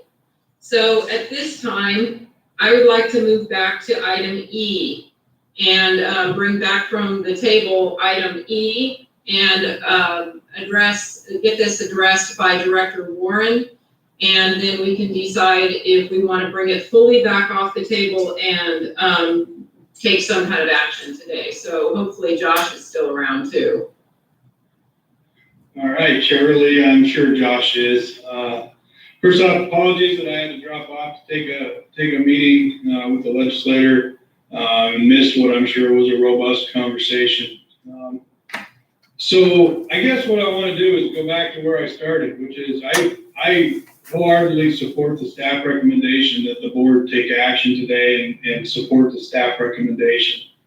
And we get so many inputs.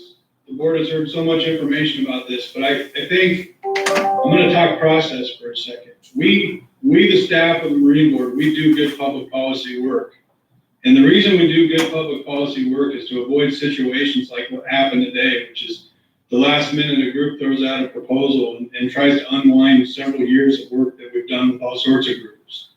I think it's good to remember that every group has their map. I mentioned that earlier. Calm Water, Lambert River Keeper, paddling clubs, rowing clubs, sailing clubs, wake surfers, tubers, skiers. And so to put forward the idea that somehow the public was left out of this process or that others don't have other ideas and that somehow somebody got everything that they want. It flies in the face of what I believe was some of the best public policy work a small agency like ours has probably ever conducted. And so I would implore the board to remember that certainly some of the things brought out today are important, but don't overlook all the comments in support of this. Don't overlook all the presentations and information you've got over the last year and a half. Don't overlook the fact that we've had input from our Oregon legislator. We've had input from local communities such as the city of Portland. And all of that, to me, is why we do those public processes, so we don't, at the last minute, scrap good work under the idea that somehow some group was left out and now they've got the solution. I think if we delay, it sends a very confusing message about where we are at on these things and how we are going to conduct our public processes in the future. I think a delay also won't bring us to a different place. We will just continue to get all sorts of maps and ideas. And this work where we're at with our staff recommendation is the culmination of those public processes that took everybody's input into consideration and came out with what I believe is to be the correct action. So I'm asking that the board reconsider. I'm asking that you take action on item E today. And I think it would be good for the agency and good step forward to asserting where the board's position is on using this valuable resource. Thank you, Director Warren. I'm also concerned with the precedents that this might set for future contentious items. Again, we have been on the Willamette River for as long as I've been on the board. So it's been quite some time, and we've had a lot of different issues come up. We've had a lot of different stakeholders involved. So it would be my preference that we would reopen item E and address this in whatever fashion needs to be done at this point today. Laura? I want to agree with what both Director Warren and you yourself have said. We got literally thousands of pages of public testimony. We have seen hundreds, if not thousands of pages of science and logic and examples from other jurisdictions, testimony about safety issues, testimony about property damage. As Director Warren mentioned, City of Portland, City of Milwaukee, City of Lake Oswego have all weighed in on this. Those things are not going to change. And again, it's bad precedent for the agency. It's bad precedent statewide. We have legislators who are scrutinizing us right now, thinking of ways to change us, thinking of ways to be a little more heavy-handed with us. This supports what they're trying to do.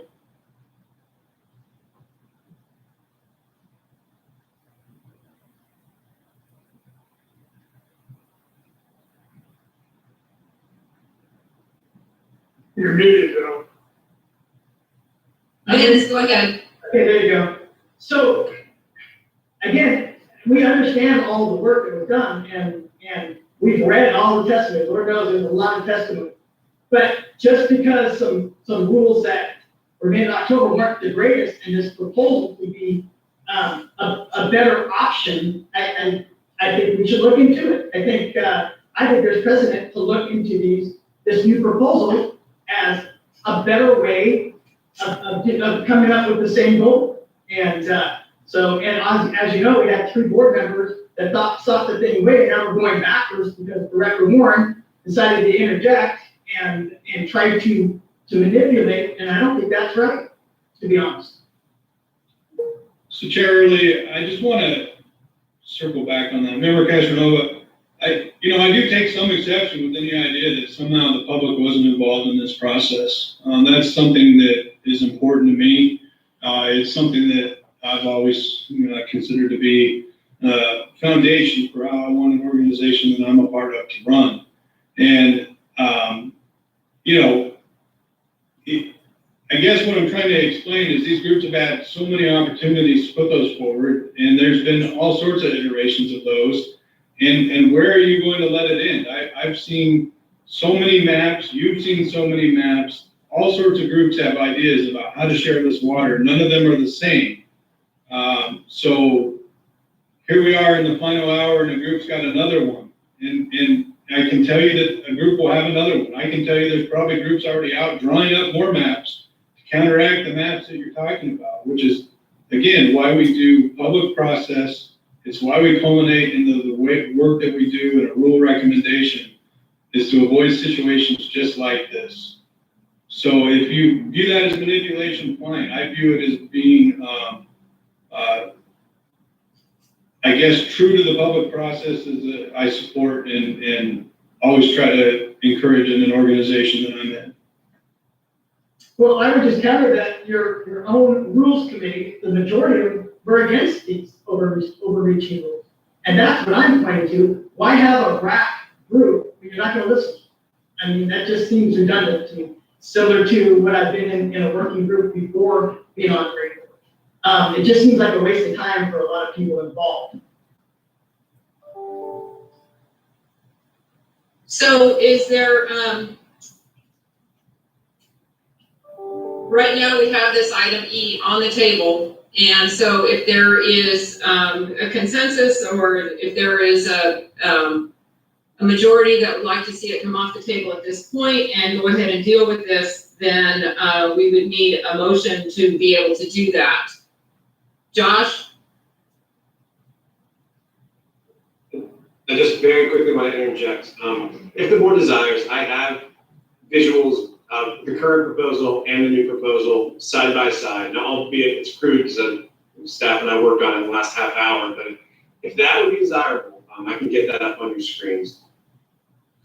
We would need to bring the item off the table in order to be able to address that at this point. So if there is a motion, Laura? I move that we bring the item E back onto the table for discussion of item E as proposed by staff and the alternative as presented by Mr. Castriota. Second. Okay, so we have a motion and a second to bring this back off the table. Is there any other discussion? All those in favor, please say aye. Aye. Aye. Aye. Aye. Okay, so Josh, you are going to be up then, and thank you very much for working so quickly to visualize Vince's proposal. Thank you, Chair. So this is, so I have it up on the screen now. I have 2 slides with the changes that would be proposed for both the Ross Island section and then the changes for the a longer stretch of river, including the Waverly stretch. So I guess these are available. I can talk through them. Member Casanova, please correct me if any part of if I'm characterizing any part of this proposal incorrectly. That's certainly not my intentions. But what I understood was that this red would be the Sloan Wake zone. This is what already exists. Talking about an extension of that zone from the Waverly or the Willamette Park area to allow kind of a pass-over area for non-motorized craft, where motorized boaters would have to go slow no wake through. The pass-through zone from the southern tip of Waverly Marina up to Toe Island here would remain unchanged based on what is currently proposed. However, the new proposal would open up this stretch from Toe Island up to the Hawthorne Bridge, which is right here, as well as opening back up the northern end of the Holgate Channel to have no restrictions on towed water sports other than the second slide, which would now take the current proposal where there's the buffer zones like the Newburgh Pool, as well as a wake surfing restriction throughout. And it would change this whole stretch, pretty much downtown Portland to the falls. No towed water sports before 10 a.m., but no additional restrictions on towed water sports or wake sports in this area, other than this, which was on the last slide. Yeah, she correctly put that together. That is correct. And then, except for the time, May, I think it was May 15th through September 15th. Then after that, those restrictions are, you know, in the winter, obviously not to people make sport in the winter, but and that time limit doesn't have to be, that was just put in there to be courteous to others and fishermen and what have you. But again, there's some things on here that are negotiable.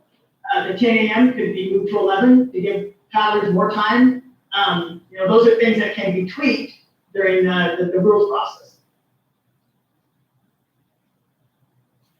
Josh, very impressed. Thank you so much for putting the visual out there for us and allowing our conversation to continue. So thank you very much. You're quite welcome, Chair, and I can't really take the credit for it. We have some very talented people in our voting safety section that helped me out. But I'm glad I was able to provide it for your opportunity to review today. Yes.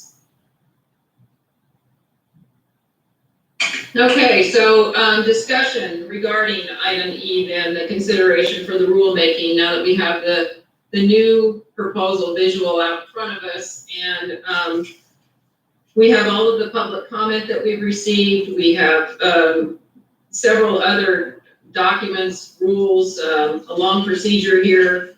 So would anybody like to chime in here? Vince, you still have your hand up? No, I pretty much pleaded our case and thinking that the rules that I have stated and the proposal I think is a better for everyone involved. I think it's a safer approach. I mean, there's a lot of good stuff about it that I like, and I think it could work. And again, in the spirit of compromise and trying to appeal to more user groups than just a select few, I think it definitely addresses that. Not to mention the impact on small businesses that are going to be affected with the rules on the left. So those are all the things that you have to consider. And if you guys wanted to take this off the table, and the unintended consequences of what can happen with so much restriction, and that's what I'm concerned with. Laura. So again, to question, this is for Director Warren and for Josh, and it's kind of a two-part thing. I want clarification on something. In the upper parts, like Lake Oswego going towards the falls where it's super narrow, there basically already is mind your wake restrictions that it appears maybe aren't being followed. Is that correct? When it comes to larger towed wake sports boats? Board Member Jackson, it'll be a little clunky just because Josh and I can't see each other, but so in that area, it is significantly narrower even than the Newburgh Pool. And part of the discussions in October, as a reminder, were that the industry themselves and some of the data they've put out is called for 200 foot around wake surfers. And this area is narrow and that's difficult to achieve. And when staff explored that, that was part of what went into this. And I would also, again, I keep hearing that only a select few are going to be able to use the river. I would suggest that that's quite the opposite. There's still a lot of opportunity. People can still use their boats. There's still a lot of activity that can happen in there. But yes, on a warm day in the summer, if people were following the slow no wake rules and minding their wakes, I would contend that functionally this is already a no wake surfing zone. I don't believe that on a warm day in the summer, it would be very easy for people to follow the rules and be safe while wake surfing. Okay, so the second part of my question, down around, for example, George Rogers Park at Lake Oswego, we heard testimony from a small business, we heard testimony from the city, and we heard testimony from neighbors who live kind of in that stretch. A temporal restriction is really, it's limiting their business, it's limiting the city's use of their park, it's limiting private property owners' use of their property. If all of a sudden we say, oh, well, you can use your beach till 10 a.m. and then after that you have to, your grandchildren can't play on your beach. We heard a lot of that kind of testimony, and I don't see how this proposal really addresses some of the kind of non-boat but private property issue stuff. And again, we heard a lot of testimony, especially from people in that Lake Oswego area. Okay, Colleen, Just wanted to thank Josh and his team, whoever else was out there working on that map, that is hugely helpful to see Rebecca John's proposal in a visual way. Also, just wanted to go back to something we had discussed earlier, and correct me if I'm wrong, but whatever decision we make, staff also looking to the board to provide guidance about the anticipated requests for private flow no-way buoys, and also how to address any additional proposals that we could reasonably expect to see regardless of what decision we make here today. Is that still the case? yes, I believe that is the case. It's similar to what we did with the Newburgh pool. The staff would appreciate direction from the board to, deal with petitions that will probably barrage them at this point, no matter what decisions we make. And so they're asking that we give them the opportunity to, see what works on these rules, similar to what we have done on the Newburgh pool. Thank you. Just wanted to get the full picture of what's on our plate. Yes, and there's a lot there. Laura? Accidental. Oh, okay. So we have an opportunity to pass all, pass part, deny all, deny part, but I think that probably staff as well as those watching would appreciate action today, one way or the other.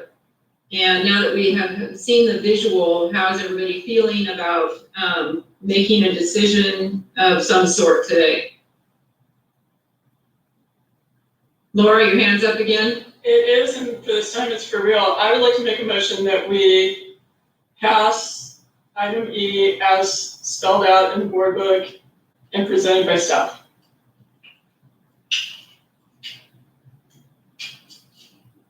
Okay, so we have a motion. Do we have a second? Second. Okay, so we have a motion and a second and some discussion. Vince? So we could wait 2 weeks to try to get this right, to look at that proposal and really dig into it to see if it's a better option. We couldn't wait 2 weeks. So it seems like we're rushing into this again.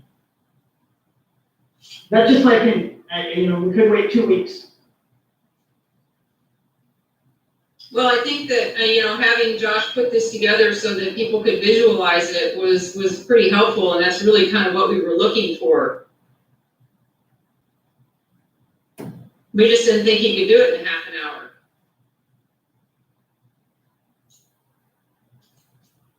Any comments, Craig? No, that's what I was looking for, and Laura has given me feedback that I didn't have before, relative to opportunities for wake surfing around Ross Island, so I appreciate that. Yeah, I wanted everybody to visualize and understand it the same way, so I think we've got that now. Well, correct me if I'm wrong, but the opportunities that you're talking about for wake surfing around Ross Island would not be available with the passage of item E. That's correct. Right. But you also explained that there's other users in that area that would be negatively impacted if wake surfing occurred there. Okay, I just wanted to clarify that so that there wasn't any misconception on that. Colleen? Yeah, I remember with you, but my reason earlier for wanting to delay a vote on this is because I needed the visual representation of what we're talking about, and I've seen that now that we've heard from Director Warren and that's really what I was looking for. And I had initially asked to delay this, so just thank you everyone for sharing the additional information. It does help. Okay, so if there are if there is no further discussion, then we would need to take a vote on the motion on the table, which is dealing with staff recommendation on item E. Okay, no additional discussion, so we will go for a roll call vote. So Laura? Aye. Colleen? Aye. Vince? No, Craig? Aye. And I will vote no. So the motion for E passes. And we are finished with our agenda for the day. Director Warren, Laura, you have your hand up. Is this the time to put the guidance of, the concept of we really won't entertain, we want to get this and let it run for a certain amount of time? I apologize, absolutely, yes, it is the time, so thank you for bringing that back up again. So question for Director Warren or for Josh, what were we saying about Newburgh? In terms of, we want to let it run for a couple seasons. I mean, my concern is, if we put it in place for season 2021, a lot of the organizations that use the river are still going to be operating under COVID. So we won't be seeing the full-size dragon boats. We may not see Rose Festival dragon boats. We may not see, we'll see the rowing clubs operating with a lot of singles instead of the bigger, lots of little boats instead of one big boat. We're going to see people operating differently because they don't have to go to school or they're working from home and have more flexibility time. But For the Newburgh pool, it was not necessarily a binding resolution that the board put forward, but it was just an indication to staff and to the public that Marine Board is interested in evaluating these rules for an unspecific period of time. I mean, somewhere between 2 to 5 years was what the way that I interpreted it anyway, before the board entertains, revisiting it and tweaking it. It certainly didn't box the board into not being able to revisit it based on an emergency situation. It was an outward indication that we're committed to this for a while, actually see if it works before we start muddying the waters again, for lack of a better way to say it. Okay, Colleen? Yeah, I would like to see us wait at least 2 years and just, if for not a reason, then to let COVID calm down a little bit and for us to see what a more quote normal boating season might look like. So that's my recommendation, that we wait at least 2 years before we entertain any proposals on this. And as far as folks applying for private soda buoys, I don't see that they choose and they want to pay for that to be placed in private property. It seems like something well in their purview to do if it's not too much burden on Josh's side. Laura? And then Vince. I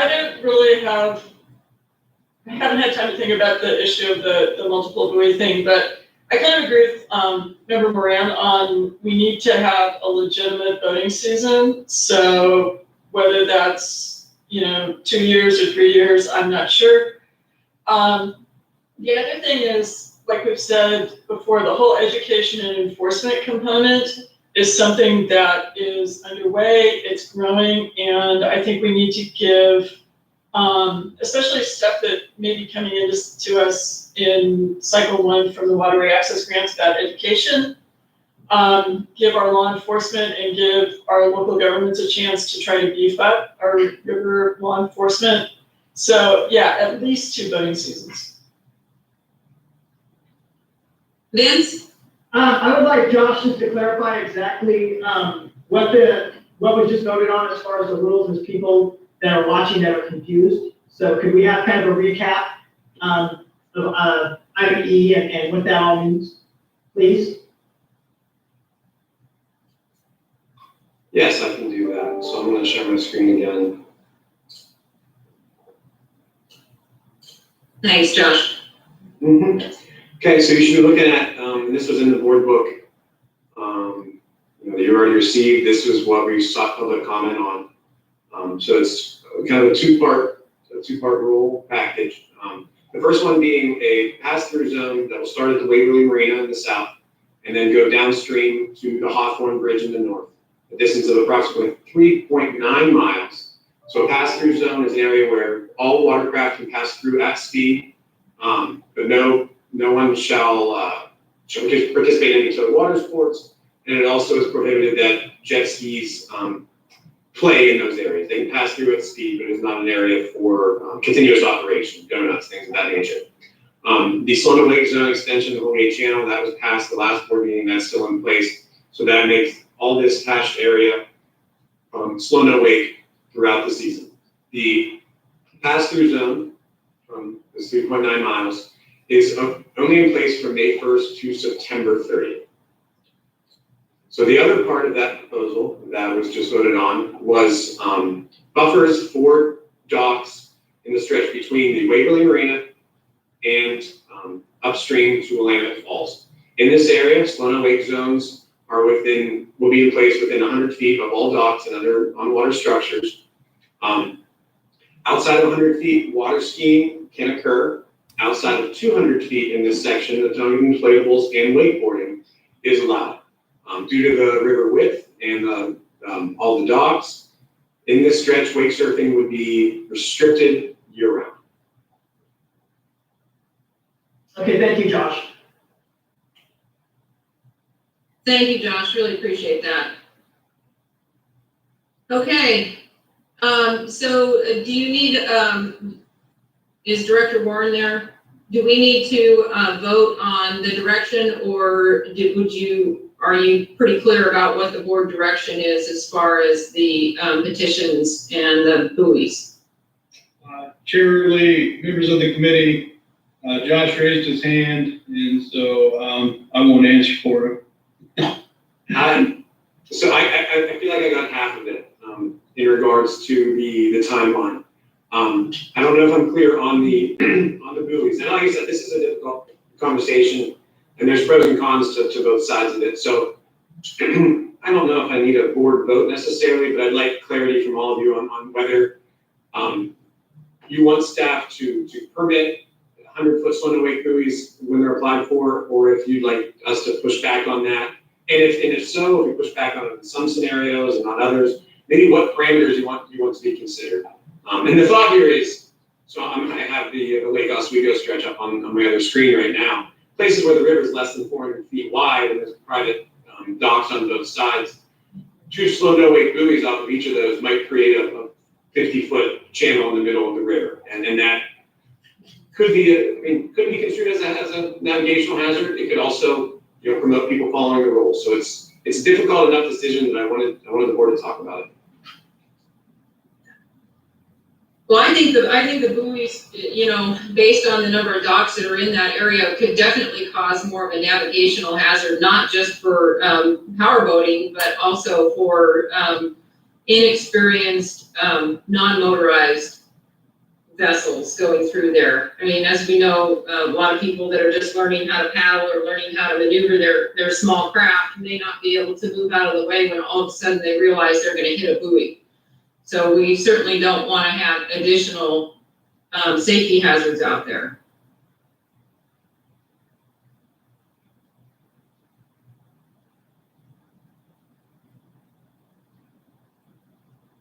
Anybody else?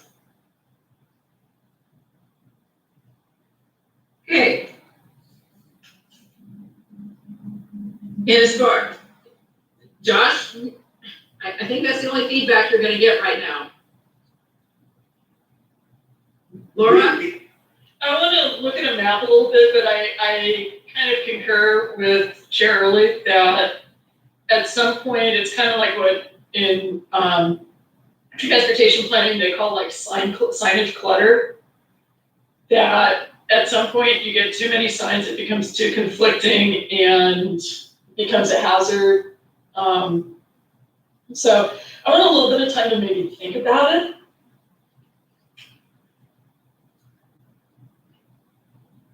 I think that's, Randy, you've got your hand up. Welcome.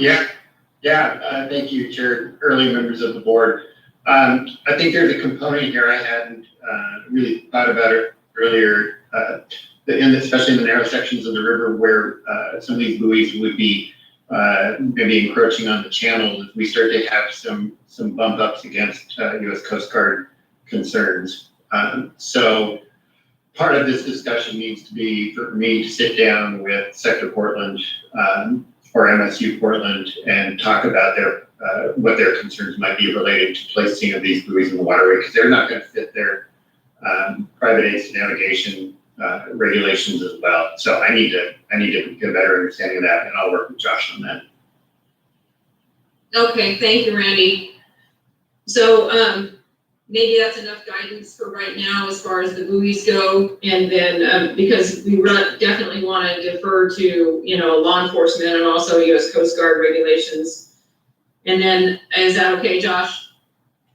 actually, I think that's great. We might find out a lot from those conversations and whether this is truly a feasible approach to try to permit some of these buoys anyway. And if it is, if it becomes a big policy decision, then I think you can expect it to be brought back to the board in April. Okay, yeah, because buoys could actually be deployed pretty much before the boating season would start then, if they had everything in order. And then as far as the timeline or the petition, I think you've got some guidance on that also. And so anybody want to add anything else there? Okay. Anything else that anybody wants to bring up before we conclude? I want to thank all the board members for their time and their effort, and also the staff for bringing forward so much information. Thank you to Jennifer for continuing to remind us of all of our board notifications with all of the public comment. It was, really keeps us involved and engaged. And want to thank Member Castronovo for really being involved with these stakeholders and for bringing forward, their concerns. So with that, I think that we have concluded our meeting for today for January 27th for the Oregon State Marine Board. Our next meeting will be April 13th to the 14th, and it will be virtual. Thank you, everybody.